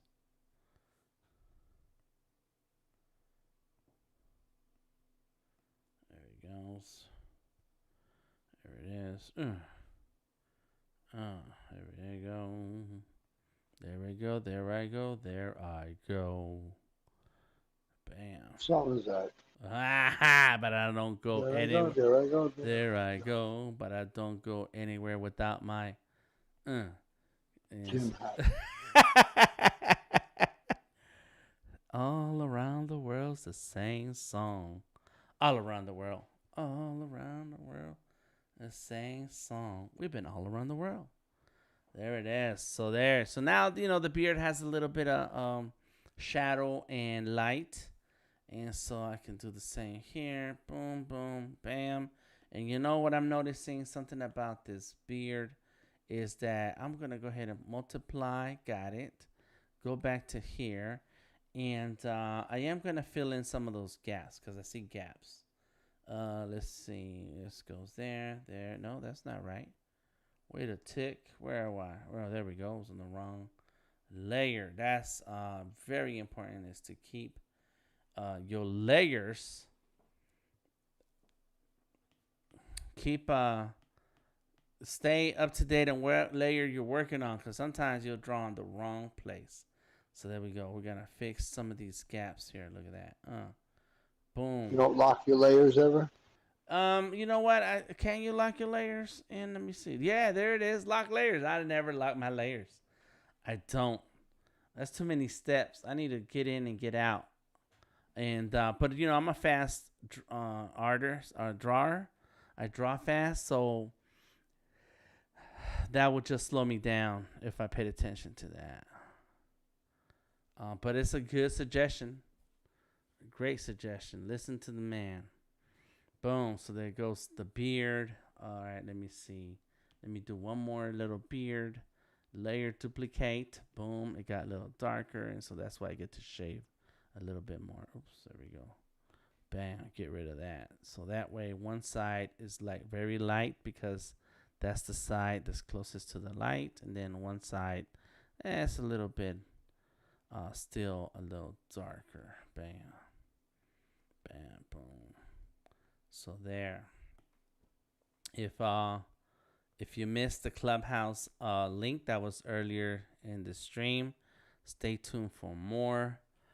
We love hanging out in ClubHouse and drawing and talking. So there you go. And check out the Skully Series. Just check it out for the art. I'm not here to sell nobody nothing. But I am going to talk about my Skully Series. And so I've been drawing skulls for a long time. And now it's time to get some order in here. And boom, Tom is sharing his screen. OG Tom. Let me see it. Come on, mouse. Let's click on that. Bam. There it is. Oh, snap. La Rock. Yeah. I see what you're doing. What's up, Anthony? How you doing? Says good day, mate. Happy Monday. It's Monday. That's right. It's Monday. It was Sunday when I started this stream. But it is now Monday. It's a Monday. Oh, the song is Candy. Monday. De La Soul. Oh, they got a Monday song? I didn't know that. Yeah. So what song? Interesting. Da da da da da da. Yeah, can we draw only in the shape to do that, or have to use the blending mode to get that effect? Say that question again. If I just wanted to color within the shape that I just created, Uh in this huh. case, letters. So there's two things you can do, but the one thing you can do right away is on the right hand side. There's the plus, the eyeball, and then there's the little square that has an arrow going down. Yeah. Yeah. So well, first you need to click on the plus. So undo that now, and then click the plus, so you have a new layer. Yep. And now do that little arrow square. Boom. Now grab any color you want and start color, and it only colors over the lines that you already Oh have. my God, I've been wondering for 2 weeks how to do that. Yeah. Wow. Mm-hmm. Yeah. Yeah. What an amazing day it is. Mm-hmm. Yeah. It's called masking. Huge. Yeah. I stayed away from masking in Adobe Illustrator when I started as a graphic designer, because when I got files from clients, the ones that were the biggest pains in the neck and like the file didn't work right were the ones that had hundreds of layers of masks. Mm-hmm. And I just said, I'm not doing this as a designer. I'm actually just going to design, and even if it's one layer flat, it's going to be more amazing than somebody that has to do 400 masks to get to like a simple icon design. Yep. I did that. Masking. Yep. That you? I did that. I stay away from masking. I've seen it. I've worked on it, and I'm upset when I'm having to work. You've never files. said that either. No. But that's I'm on the yes. I'm with you on that. Yeah.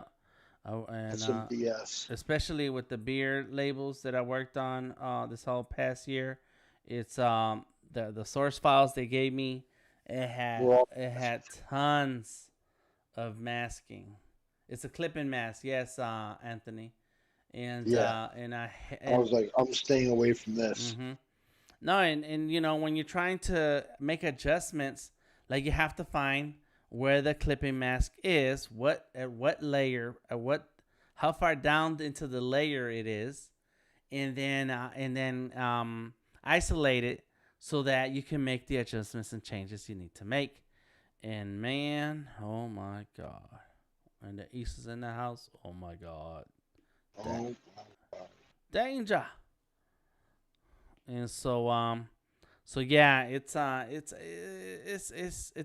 for some people, not for me. Not for me.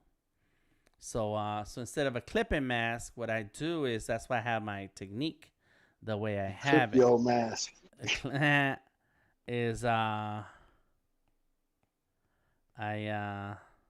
see if I can make this little line here. Here we go. And so what I do is I like to create layers that I then make adjustments on, and another layer, and another layer, and another layer, and I stack them. And it's very similar to a clipping mask, but I don't use clipping masks. Now, in professional projects, I may use a clipping mask because that's what's required for that project. You have to, like, sometimes you have a large piece of art and it needs to fit in a particular shape. As a matter of fact, my post about me being on where is it? Being on Adobe Live tomorrow. I made that with clipping mask, yeah. But the file came that way, so I didn't have to do it myself. Where is it? Oof, I don't know where that stuff is now. I have to look for it. In any case, I know where it is. It's also in my Facebook, probably. Let me see. But East is in the house. Oh my God. Let me see. Where are you? Boom, boom, boom. Got Skullys. Oh, there it is. Yeah. So this is a clipping mask in Illustrator, where the shapes, the round shapes or roundish shapes, are clipping out. Yeah, there you go. Clipping out me out of the it's clipping that picture where I'm in. so that it only shows those parts. And when you turn off the clipping mask, you can see the whole picture. That's good. Mm-hmm. You're having fun with some brushes there, homeboy. Yeah, it's got the watercolor. Yeah, yeah. Just wait till I hit my stride. Mm-hmm. I'm playing the back wall right now. It's all right.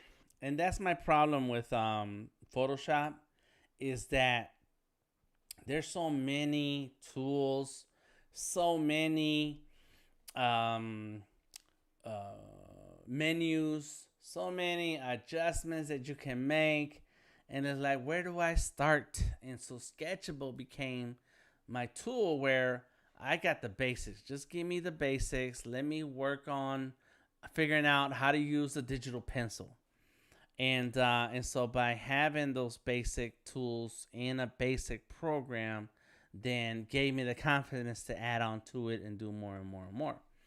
But and so I now, noticed you bust out the ruler. What's up with the ruler? You never yeah. bust out the ruler. No, I never used the ruler. No.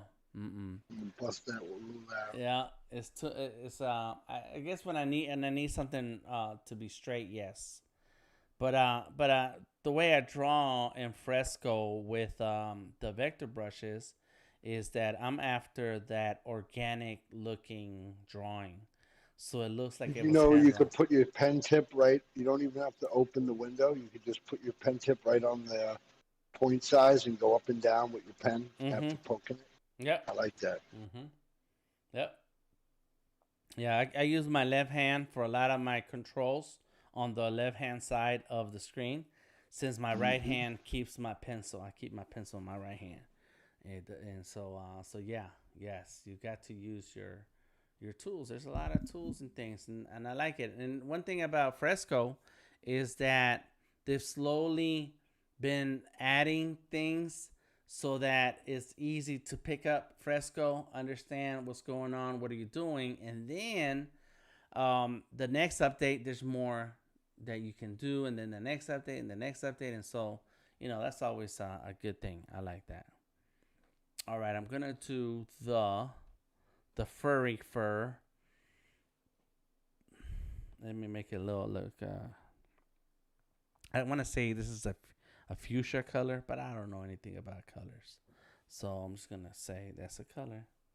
It's a purplish color, and I'm finishing up the Bitcoin King. This is a commission piece, and as part of the Skully series, I am taking commission work when it comes to having a Skully that the collector who is collecting the Skullys gets to have the type of Skully that they want, the type of character that they want, and that becomes part of the Skully collection, the Skully series. So that is not just things that I draw, even though that's how it starts, or what other artists are drawing, because I do have a few collaborators, and so you're not just having to buy a Skully that's made by us, but actually you get to design one. And this collector said, Dan, I want a Skully King, but I want the character to be the Bitcoin King. I was like, cool. I had seen that, never thought about it, but hey, that's what collaboration's all about. That you get other ideas from other people. As a matter of fact, Tom, I have the next NFT series. Oh, look at Tom. If you guys want to check out what Tom is drawing, he is sharing his screen on the Discord. Don't know how to get on the Discord? The link is in the description of the video. The Discord is open. And I will be here another 30 minutes or so. I'm in no rush because I want to finish this as much as I can. In any case, yeah, we want this to be a collaborative effort. We want everyone to be involved and have a conversation about these characters. Who are these characters? What are these characters about? So there. Oh, no. I was going to say, so I do have another idea for the next collection. And whenever Tom's ready to talk about it, we can talk about it. Oh, but we already have like a couple ideas, huh? Yeah, this is crazy because that's how creativity works. You have one idea, then you have another idea, and so it's not enough time to do them all. It's not enough time to do them all. Bam, there we go. Boom, look at that. See that? Add a little bit of a detail here and a detail there. Boom. Mm-hmm. Boom. There it is. Oh, yeah. It's got the Bitcoin King. I got the letter B for Bitcoin. And I do have to erase some of these pieces. So actually what I'm going to do, I like the lasso tool. And so I can like make selections and then click erase. You see that real quick? Boom, make a selection, close lasso, erase. I do like this tool, and I wish other programs like Sketchable had it. So then I could just make a selection and say, yeah, everything that's inside of there, can we erase it? Let's just erase it. Get it out of here. Get out of here. Bam. And yeah, let's do this right here. Because it does not. Oh, you know what? Yeah. Where is it? It's up on top, as a matter of fact. Let's go back to this. What if I was to move this all the way down? And the one thing about layers is that you want to use your layers. You want to draw things in different layers so that you can move it up and down into where it belongs. There it is. Bam. Got it. So now I can just erase a little bit right there. And all of this How's is my little wires coming? That is crazy. I saw you starting to do those crosses, and that's crazy, man. Get my Yes. little wires on. Mm-hmm. I'm gonna have to run some wires for this live stream. That's right. That's right. My new spot has 1 gig down, 1 gig up load speed, so my streams are gonna be that much more faster and high res. Coming soon. Coming soon. I gotta move all this stuff out of this room and into a whole nother location in the next few weeks. So yeah, and that's what we needed. We needed an AT&T fiber. So there it is. Oh, there goes the guy. What is that? There's you, Dan. Got a little guy over there. I see that. That's Dan. Yo, LaRock. What Come up the up? street. What up? Mm-hmm. You got the power. Ba-ba-bow. So there it Hey, is. just know that I showed up for more than a year here before I even tried drawing. I just listened and spoke only if I could add value. Yep. Well, I remember when you joined, and the whole purpose was to get Skylar hanging out with artists. Yep. That was it. I was like, oh, that's super cool. I'm glad to see parents giving their children access, especially now that, I mean, of course we were deep into coming out of 2020, and but the internet has really made a lot of things accessible, and so we had to take advantage of that, and you were doing that, and it's like let's get our kids into the things they like. So there you go. Yeah, she was drawing with us. She was drawing with us, and now it's your turn. It's your time, homie. It's your time. No pencils around here. I mean, no televisions around here. There you go. Oh, that's cool. That's good. So you gotta find creative things to do with your time. So you guys don't watch the Dolphins over there, huh? No. I grew up in a house where my father and brother just ruled the TV with sports. Uh-huh. That caused me to go into the basement, down into the underground, and get my DJ sets built up for the next. Oh, that's how that started, huh? Yeah. They want to watch Jeopardy and Cheers and football. I was like, nah. And I nah. No, not for Tom. Because I was watching the game today. Was it good? Did they win? The Raiders won and they beat the Dolphins. Yeah. Here's what's funny. If I watch a game, I know every rule in football and baseball and basketball.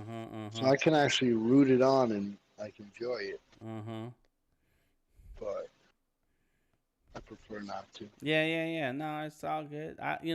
And what I do with football or any other show, I'm still drawing. Like I have my tablet, either the Surface or the iPad, and I'm drawing. I got stuff to do, so I can't just get lost on, entertainment. It's I enjoy it, I participate, but there's a reason why I'm doing what I'm doing. Bam. So yeah, man.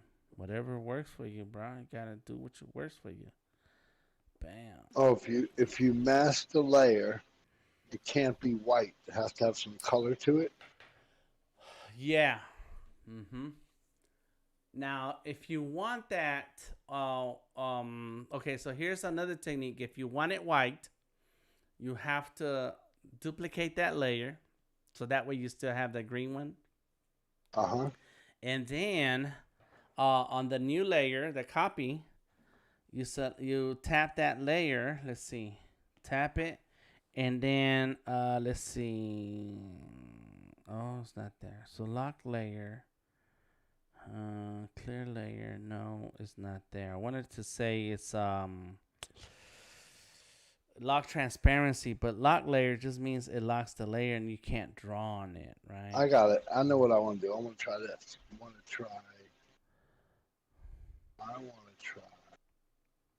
Yeah, it's a masking is the only thing here. You cannot. That moment you remember, you're like, oh yeah, that's in the other app. Oh, yeah, you can't do that here. And what's crazy is that all these apps are starting to look alike now. The Adobe is making all the apps very similar. So it's so you expect to see certain things in certain places. Look at that. I can see all your scribbles. Name those projects, right man. Here. Yeah, I see. Put some names on those projects, man. I got some scribbles, yo. Yeah, got that grease. I gotta learn my brushes. Yep,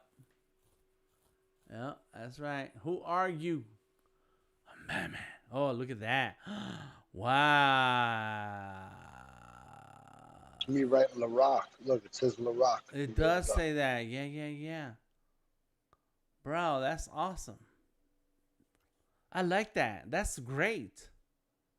Huh. Not bad. No. Day 2. Yeah. Okay. Okay. Okay there. That looks. Let me see. Oh, snap. Oh, yeah. Is that one of the AI pieces? Or probably. Okay. That's awesome. This is one of the AI pieces that I separated into layers.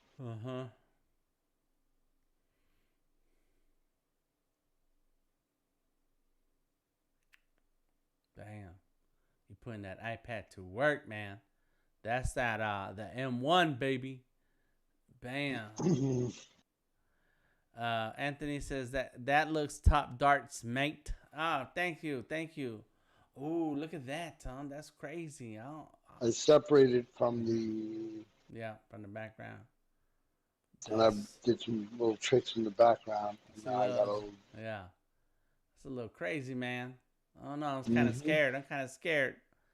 I'd be scared too. Thank you, Anthony. I appreciate that. Yeah. That's what I'm trying to do, kind of make it hot. Drop it like it's hot. There you go. I want to add a tint here. Let me see. Multiply just makes it purple. Let me see. Screen. There it is. That's it. It's like I refuse to work with a white page. I work only on black paper. No, that's good. I've been meaning to do that. I've been meaning to do that where it's like a blueprint style of a drawing that there's color and then Hmm. there's so then you use a light brush, a light color for your brush strokes and so on. Yeah. Drop it like it's hot. Let's see, multiply. Bam. There we go. Okay, so right now I'm just kind of like jumping around. I'm not doing anything specific. I want to make sure that I have as much done as possible. There it is. You know what? Let's leave that 100. Oh yeah, I know what it is. Multiply. There we go. Now we have that, but maybe I do normal and then do that orange. I don't know. Let me try this. So I want to do something about those bees on the jacket. Duplicate layer. I can turn off a layer. I can turn my color on the bucket and then go in. There it is. There we go. Look at that. Boom, boom. Boom, boom, boom, boom. Bam.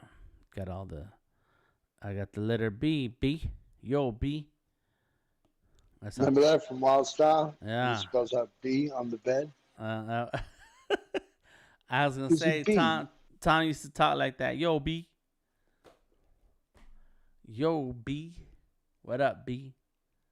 There we go. All right. See, now the B's stand out. Yes, yes, yes. So that's what I was looking for. And, sometimes I know what I want to do. I don't know how I'm going to do it. And that's been the ongoing topic of today is sometimes you have an idea what you want to see, don't know how you make it happen. Maybe somebody else has done it and you've noticed it somewhere else. But you gotta until you try it, you won't know. So I'm playing with textures. What's up, Rhino? Hello, this is good work, super work. Thank you, appreciate it, and so that's what I'm doing now. Like I'm kind of experimenting, going into a whole nother type of inspiration, and so to challenge myself, going into a whole nother type of challenge myself to get to a point where it's like, okay, I kind of like that. Okay, I think that's gonna work. And so that's what you see here right now. That's what you're looking at. So there, the bees, and so I'm kind of hopping around because I know some things take longer than others, and so now I gotta go into the crown. There it is, and the chain. So that's one of the chains. That's the other chain. So let's go ahead and merge it down. Boom. Go ahead and duplicate layer. Go ahead and multiply and see. There it is. So now I can turn that down a little bit and go ahead and hop into some of these highlights. However, now I just realized that I need to do some of the jewels. We have jewels here, so I need to be able to go in and clean up those parts where it's gonna have to have a jewel. So bam, don't forget that.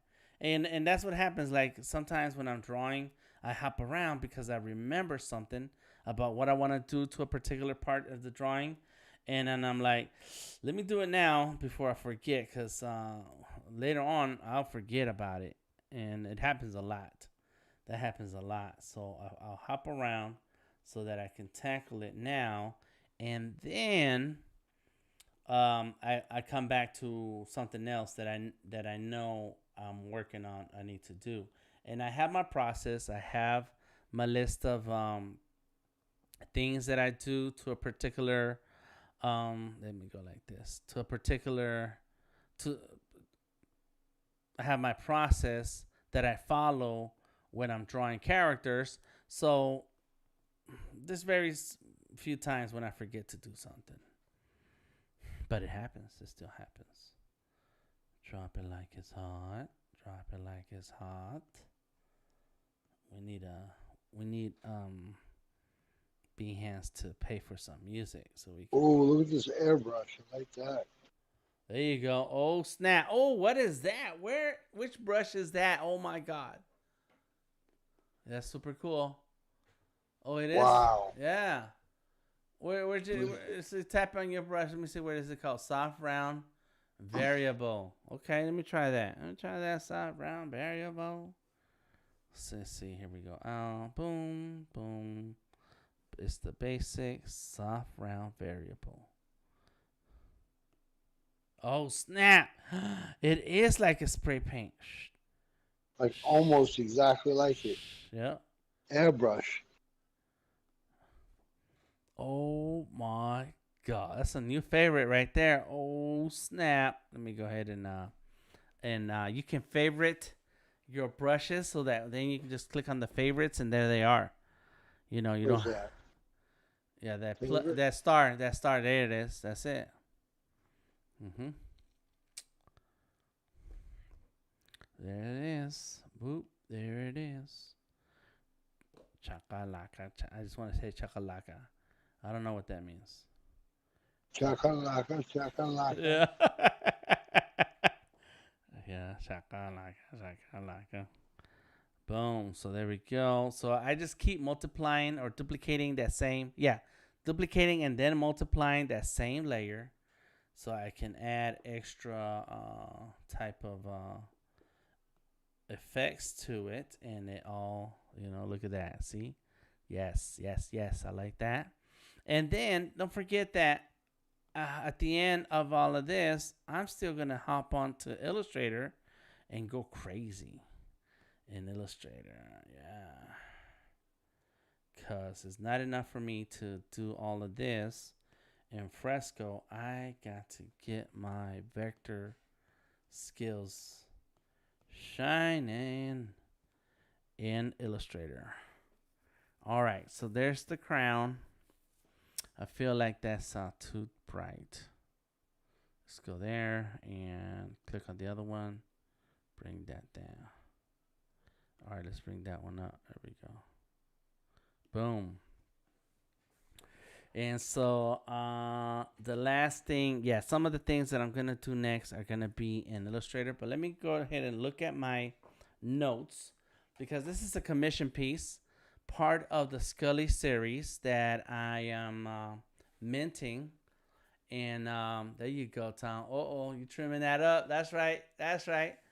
I'm minting these Skully collection on OpenSea as an NFT. Each one is an NFT, going to be NFT, and we have 144 max because I can't draw forever. I mean, I could, but I'm not going to be drawing skulls forever. But we have a Discord. The link is in the description. You can join and hang out and talk about Skullys, talk about particular Skullys, not just Skullys in general, but we can, whatever. In any case, if you want a Skully, we can always work that out. And so I'm reading over the description that this particular collector sent me with his Skully request. So let me see. I don't know what he meant by this. Oh, I need to do the colors. That's why I hop around, because I need to do the colors of the jewels. Let me see. He got fire, but he never said anything about fire, right? Oh, but maybe I should give him a what is it that kings have? A cipher, a Sith, a specter, scepter. Scepter. Yeah. I was gonna get it together. Scepter, there it is. That's what we need. Almost. I was almost done. Seriously, I was like close to like, yeah, we're good here. No. Oh, and I still gotta do the chains. Oh man. Okay, here we go. Boom. Let's see. Yep. Let's go ahead and get the eraser. There it is. Boom. So I am going through a lot of this. Oh, and I have to fix a lot here in this chains. As a matter of fact, this side is going to be a very Let me erase, turn off one of these layers. There we go. Put it back there. And yeah, man, the chains, Dan. See, you guys are not helping me. Watching, but you're not helping me. You gotta remind me of stuff. Like, damn, the chains look busted. Gotta tell me if I need to do something about these chains. And there it goes, New York. I thought he was gonna say new brushes, but New York. Probably shouldn't. It's all good. It's all good. Oh, and you know what did I do? Did I put all those chains together? No. Okay, they're still separated. Good. Good, because I need to erase some of those chains. All right, I'll get to that in a minute. Right now, I need to go ahead and freak this out. You ever use this little, what do you use the clip brightness hue? You probably barely have to use that. Yeah, I don't ever use those.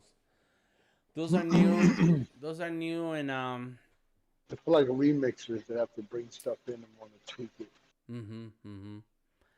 You know, and that's the thing about any app, but especially in Fresco and even Sketchable. What I like to do is get the basic drawing down, get the basic elements together, and then I freak it out in another app. So my app is Illustrator, the one I like to freak things out, but you have a ton of mobile apps that you like to play with, and then that's when you want to, you know, bring in that next app.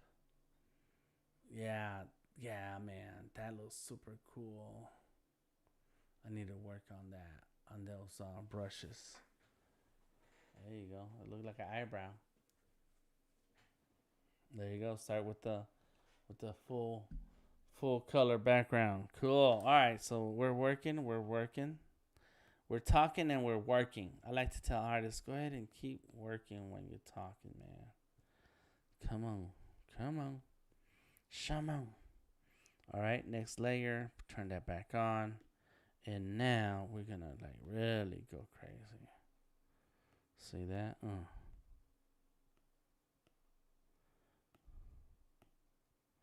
So now it's going to have like a little bit of different types of highlights because it's 2 layers with highlighted edges. How about make a circle? It's your shape. It's like click and hold that. There. No. Not this thing. No, click and hold that ruler on the bottom right. Click and hold the ruler. Down here? Yeah, click and hold it. Or tap it. Got to be on this? No, it's not. No, on the ruler on the bottom right.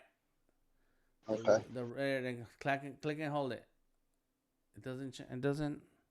Let me see. Where is it? Oh, circle. Yeah, there it is. Yeah. Like that. I wonder what's happening with my. Oh, okay. Yeah. You gotta click and hold it for it to see the tools. Bam, boom.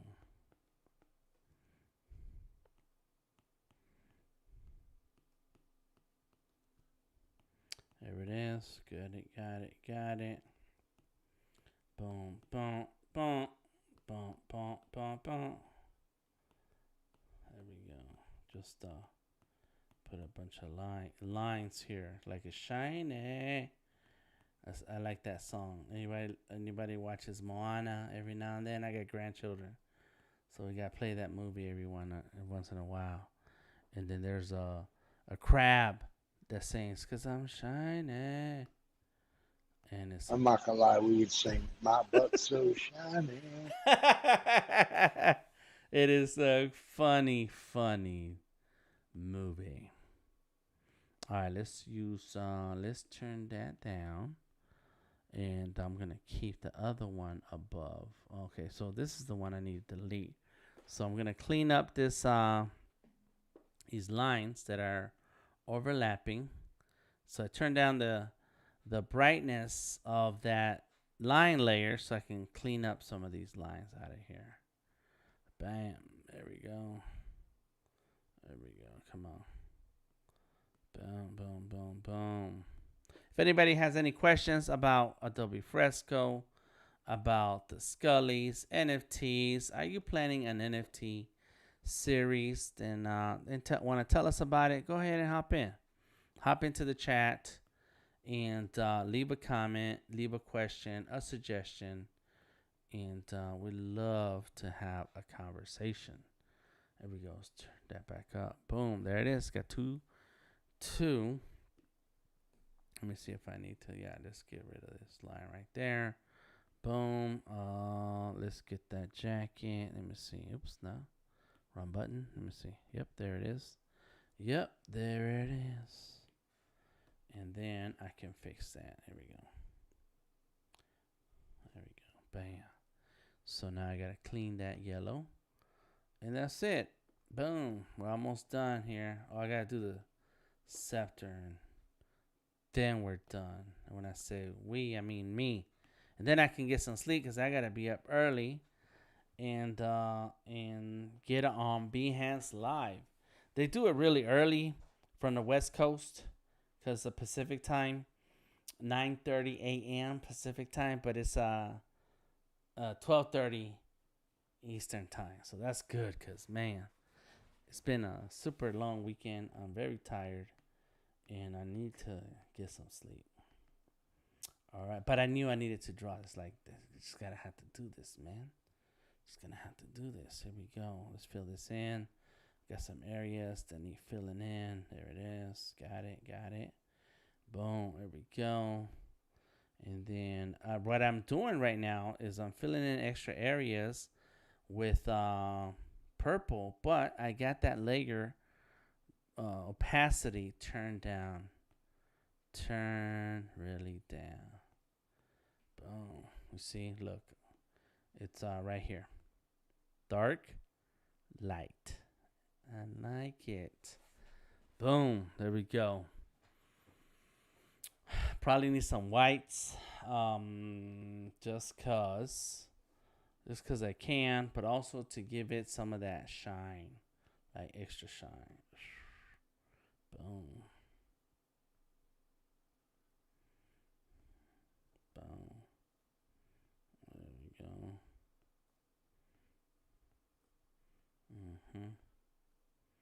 All right, here we go. That's it. Boom. So I'm just like slowly adding a little bit of extras, and look, it just kind of pops. Anika, how you doing? It says this looks dope. Thank you. I'm giving it my all. This is one of my Skullys for the Skully series, and it's a commission. This one happens to be a commission piece, so I want to go all out on it. I want to go all out. Appreciate you. And you go live every week. I did not pay attention to that. I think I had seen it 8:30 a.m. Eastern. That's super early. So you are super up early. Or go and go on pretty late. That's like in 7 hours. It says here every week going live. Check it out. What day of the week? Studies in Adobe Fresco, 3D art in Adobe Dimension. Ooh, I need to check those out. And then AI exploration. Oh my gosh. And then AI graphic design. Come say how. Yes. But what are the days? Drink water, save, and stretch. I like that. Those are cool. And I like the little characters. That's awesome. Super awesome. See you there. Yes. Let me click on the live streams. Nice. Textures in Adobe Illustrator. Ooh, I like textures, and I don't do a good job with my textures because I get lost. Oh, look at that cloud of smoke. Oh, that's amazing, bruh. You guys can't see what Tom is doing out here in the Discord right now. If you're just free to join the Discord, come on in. We don't sell you nothing. We just hang out.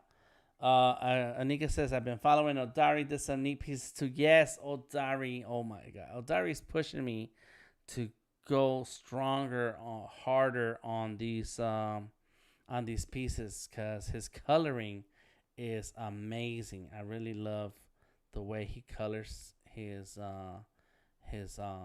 Skullys. Oh my gosh. Okay, I have clouds of smoke on one layer. Uh-huh. I have a blend mode on it, but I don't want the blue. So what do I have if I want to change the color If you want to change the color of the clouds, the text.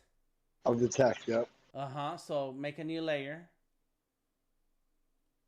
and then click on that other icon that has the arrow going down with the box.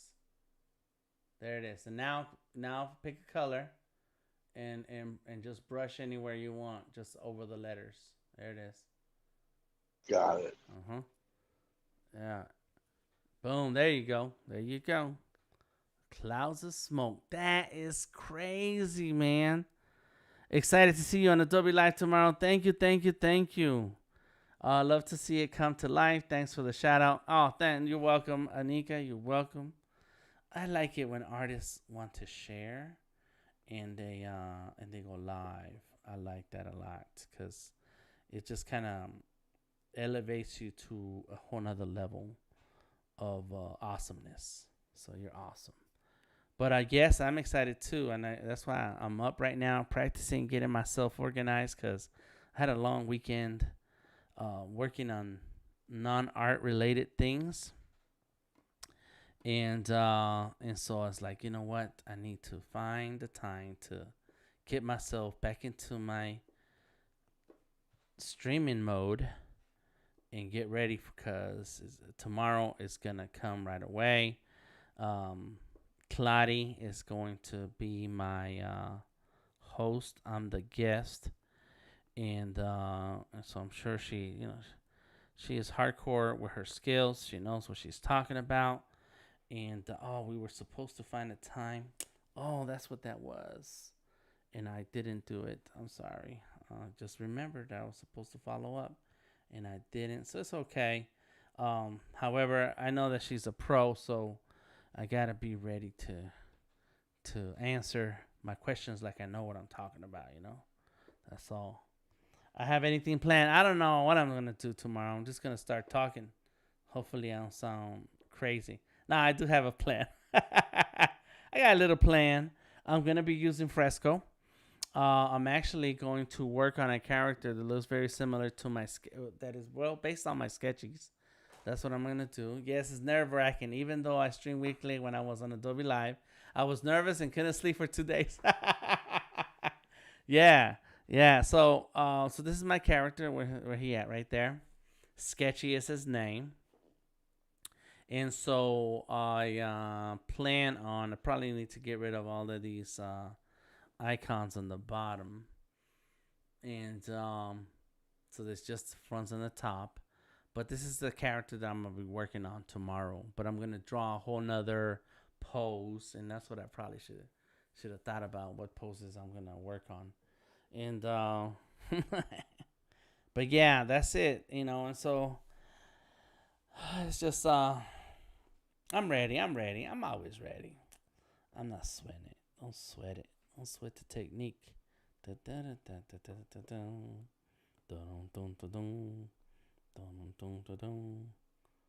sweat the technique.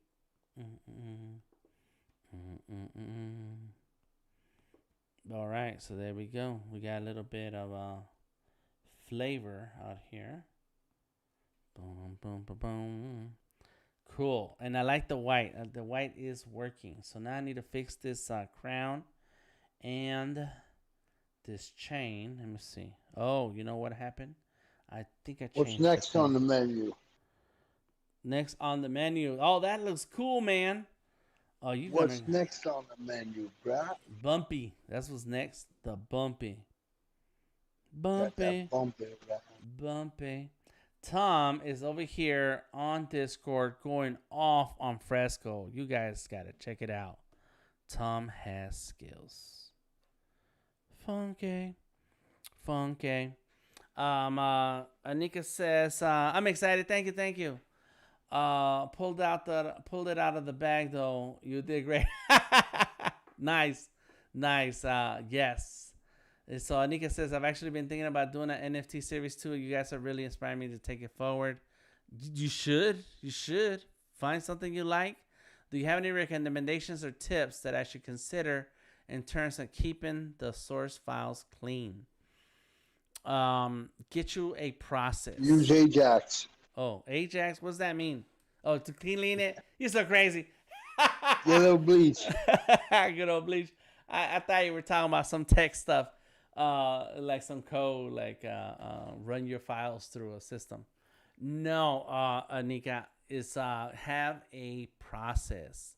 Have a process, and once you determine like what your NFTs are about, if it's a series, make sure make sure you create a template. Like here's my process. I have a template design of my Skullys, right? And so you see all these different Skullys here. Let me go into the Skully. There's a lot of Skullys. There it is. Collab, collab, collab, collab, collab. Let me see where's that. I should put them in alphabetical order. Name. Then I can go like this. All right, let's go like that. Skully. Skully, Skully, collab, template. So there's Skully collab template 3, 2, and 1. And actually, I started with 1, so I have a master template somewhere. Skully collab main template. There it is, main template. And so I created the different characters. And so, but I drew one, and then off that one I drew another, and then off that other so they're all the skulls are in the same place, the bodies are in the same place, and the only thing that changes is how we dress them up. And so that's what we've been doing. A lot of us artists have been dressing them up. So Odari just finished this one, and it looks like what is today? 27? No. So there it goes. Odari just finished that. That looks clean, Odari. Look at these highlights. Oh my God. That boy knows his way around some highlights and layers. And What's so next on the menu? what's next on the menu? That looks good, man. I like that. That's your own font right there, boy. Make that a NFT of fonts. So there it is. This is what I'm trying to do. I'm trying to find the right width. I'm because I want to be able to just, instead of like building a font, I want to be able to have the right brush, and I can just, whip that thing out the way I want it. Yeah. And it responds to pressure too, so you got to get your pressure sensitivity. Yeah, I'm getting. Right. Yeah. I got to practice. Yep. So that's Tom on the Discord. And so, like Odari, he added to the Skully, but you can see here's the other Skullys. So there's that Skully, and then there it goes. Boom. So, there it is right there, and so on. So for my series, what I decided, yes, his skills are amazing. Odari's skills are amazing. So what I decided to do was a series of skulls. I had the skull drawing done. I did the body. Once I finished that, I made copies of that project. So you can see all the different copies here. And then I shared it with other artists, and those artists then added their own clothing or design on it. There goes Tamika Grooms, Tamika the artist here on Behance, and so there's the hair. Look at that, boom. And then of course the source material and or the reference for this Skully. So she did good. She drew all the elements the way she needed. She wanted. She cleaned up the neck because my necks are super crusty on my Skullys, and so with me, it was about consistency, having consistency across all of the Skullys, where you're just drawing on the Skullys. Thank you, Kai. Thank you. Appreciate that. And so then as you scroll through the Skullys, the only thing that changes is what they're wearing. And so that is so for me, that was one way to keep track of the the artwork to keep it consistent in what it was. The next thing was the art style, and so I'm not too worried about some of the line work being a little different than my line work because that's where the flavor comes in for from the artist to that shows that this piece was done by a particular artist. So that worked out for me, into the series so that it's a dynamic, organic looking drawing, and that's okay. And then the next part of my process is to clean them up and go through them and freak them out. So let me see where am I. Here's Dropbox, and let's see if I can find the other Skullys that I just finished. It should have been there, but it's not. Dan, here's how you can write 2022 in your autograph signature. Let's see. So as Tom shows me something, so this is what the Skully for Judge Dredd looks like, and then this is what it's gonna look like when it's minted. Let me see. Bam! There it is. Oops. It's just a big file. Ooh, something does not look right there. Interesting. It's just probably the way it's rendering because the Illustrator file. So let me find something else. Oh, there it is. This is the NFT version of Darth Vader. And something's up with the screen. I don't see it, Tom. I think it stopped broadcast. Okay. And so then now when you're looking at it, when you're looking at this design, it's because I already took it into Illustrator and then I cleaned it up. But I can see some things that need fixing, like that down there. So you have to have a process for what apps you're going to use, what are you going to do in each app, and it's going to take a while to get there. Go ahead and explore and until you get to a point where like that's it, that's what I want. Then that's going to then help figure out what you need to do to your art so that it has either that consistency, that feel, that topic, that theme, whatever. You're welcome. Are you minting them on OpenSea? Yes, I am. As a matter of fact, if you check out Skully Series.art, then you can read all about everything related to the Skullys. And you also get to see all the Skullys that we have produced so far. We are past the midpoint of 144 Skullys. Oh my God. Just saying that makes me feel tired. But there we go. We got 3 sets of 24 right now so far. And we're already in the 4th set of 24. And to check them out on OpenSea, right now we only have one that's been minted. And that's going to change this week. It's going to change. So there it is, the Skully Collection by DTM. And so the first one has already been claimed. It's been paid for. And now it's time to crank some more out. And so this week, I plan to post up 12. I want to do 12, and hopefully that I guess I have some time this week to do it. I got a heavy week, so I don't know. So much stuff to do, so much stuff. But yes, thank you. Check it out, the Skully Collection by DTM, and by DTM, I think I am. Let me see. Oh, that's just a collection. That's it. It doesn't show my name. Anyways, I have other NFTs that I've just been playing around that are not part of the collection.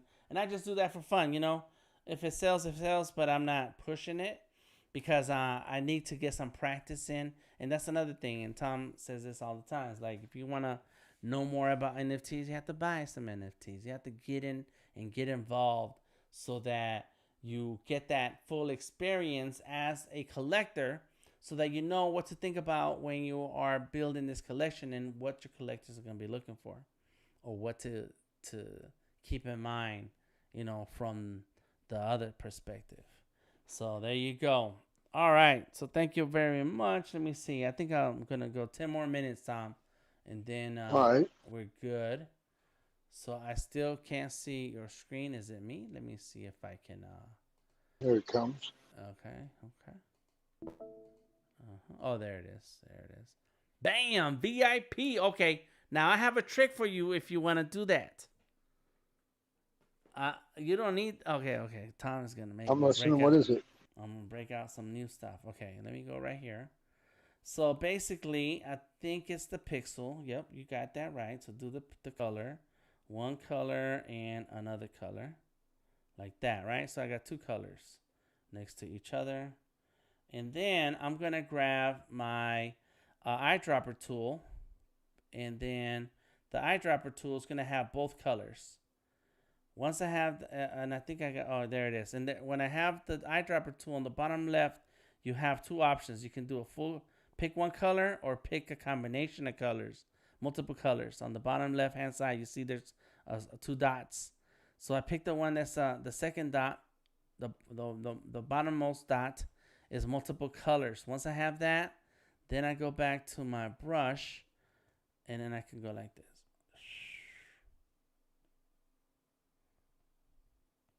Can you see what I did?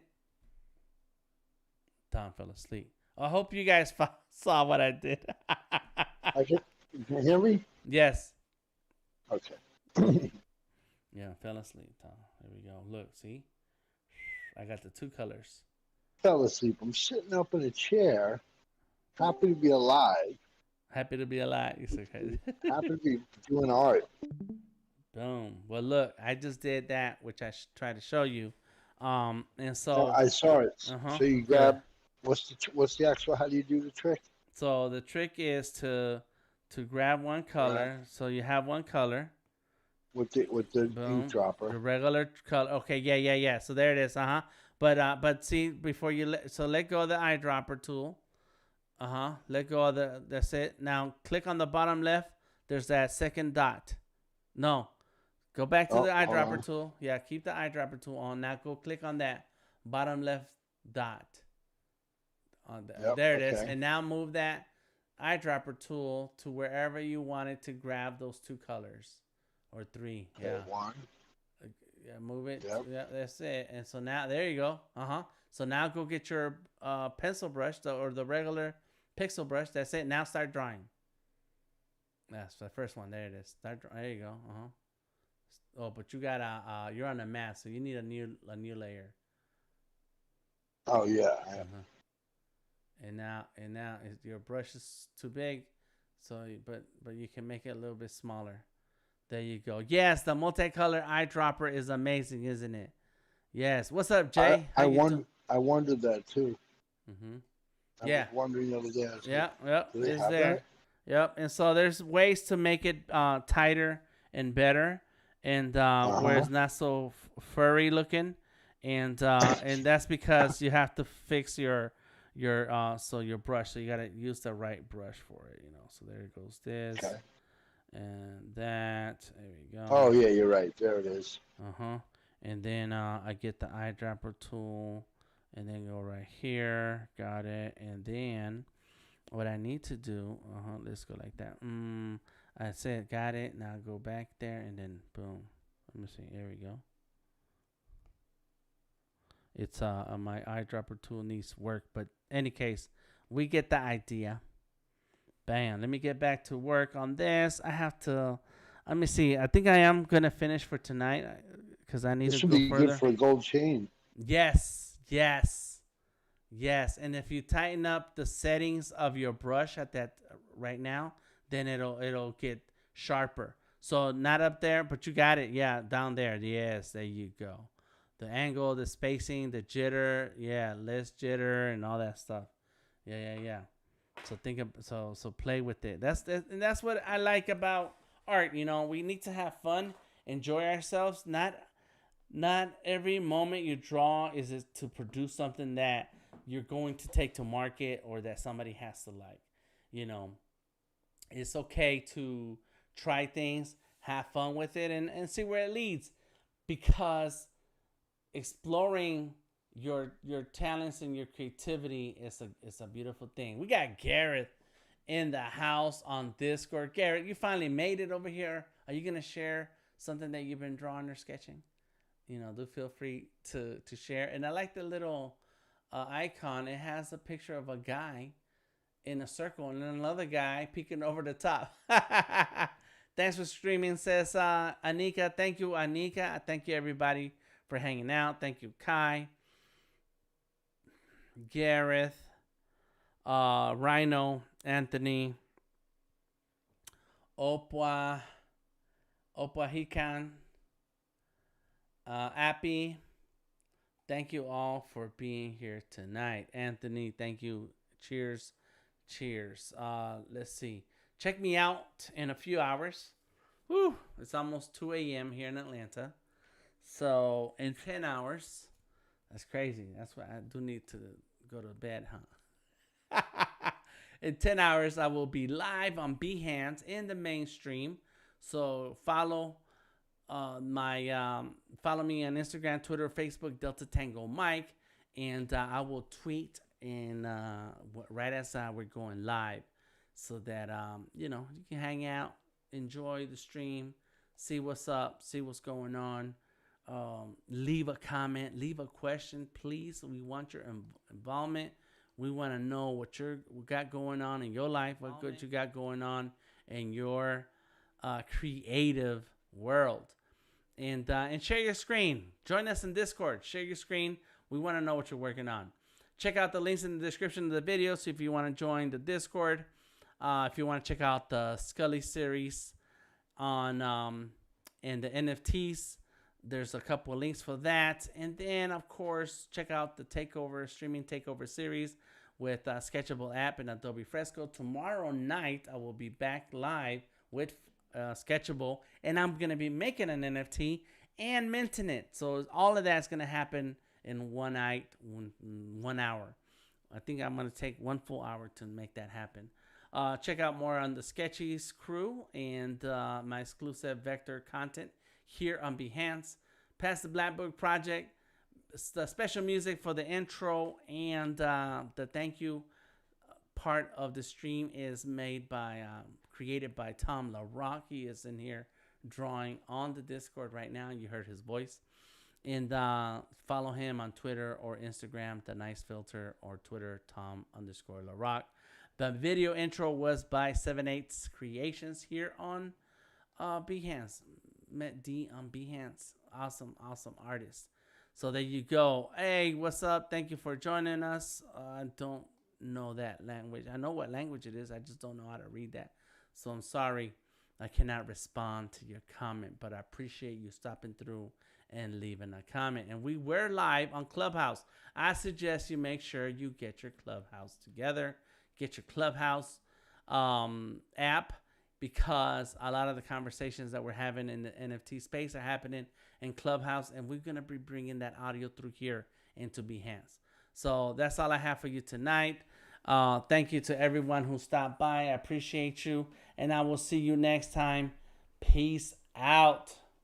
Word.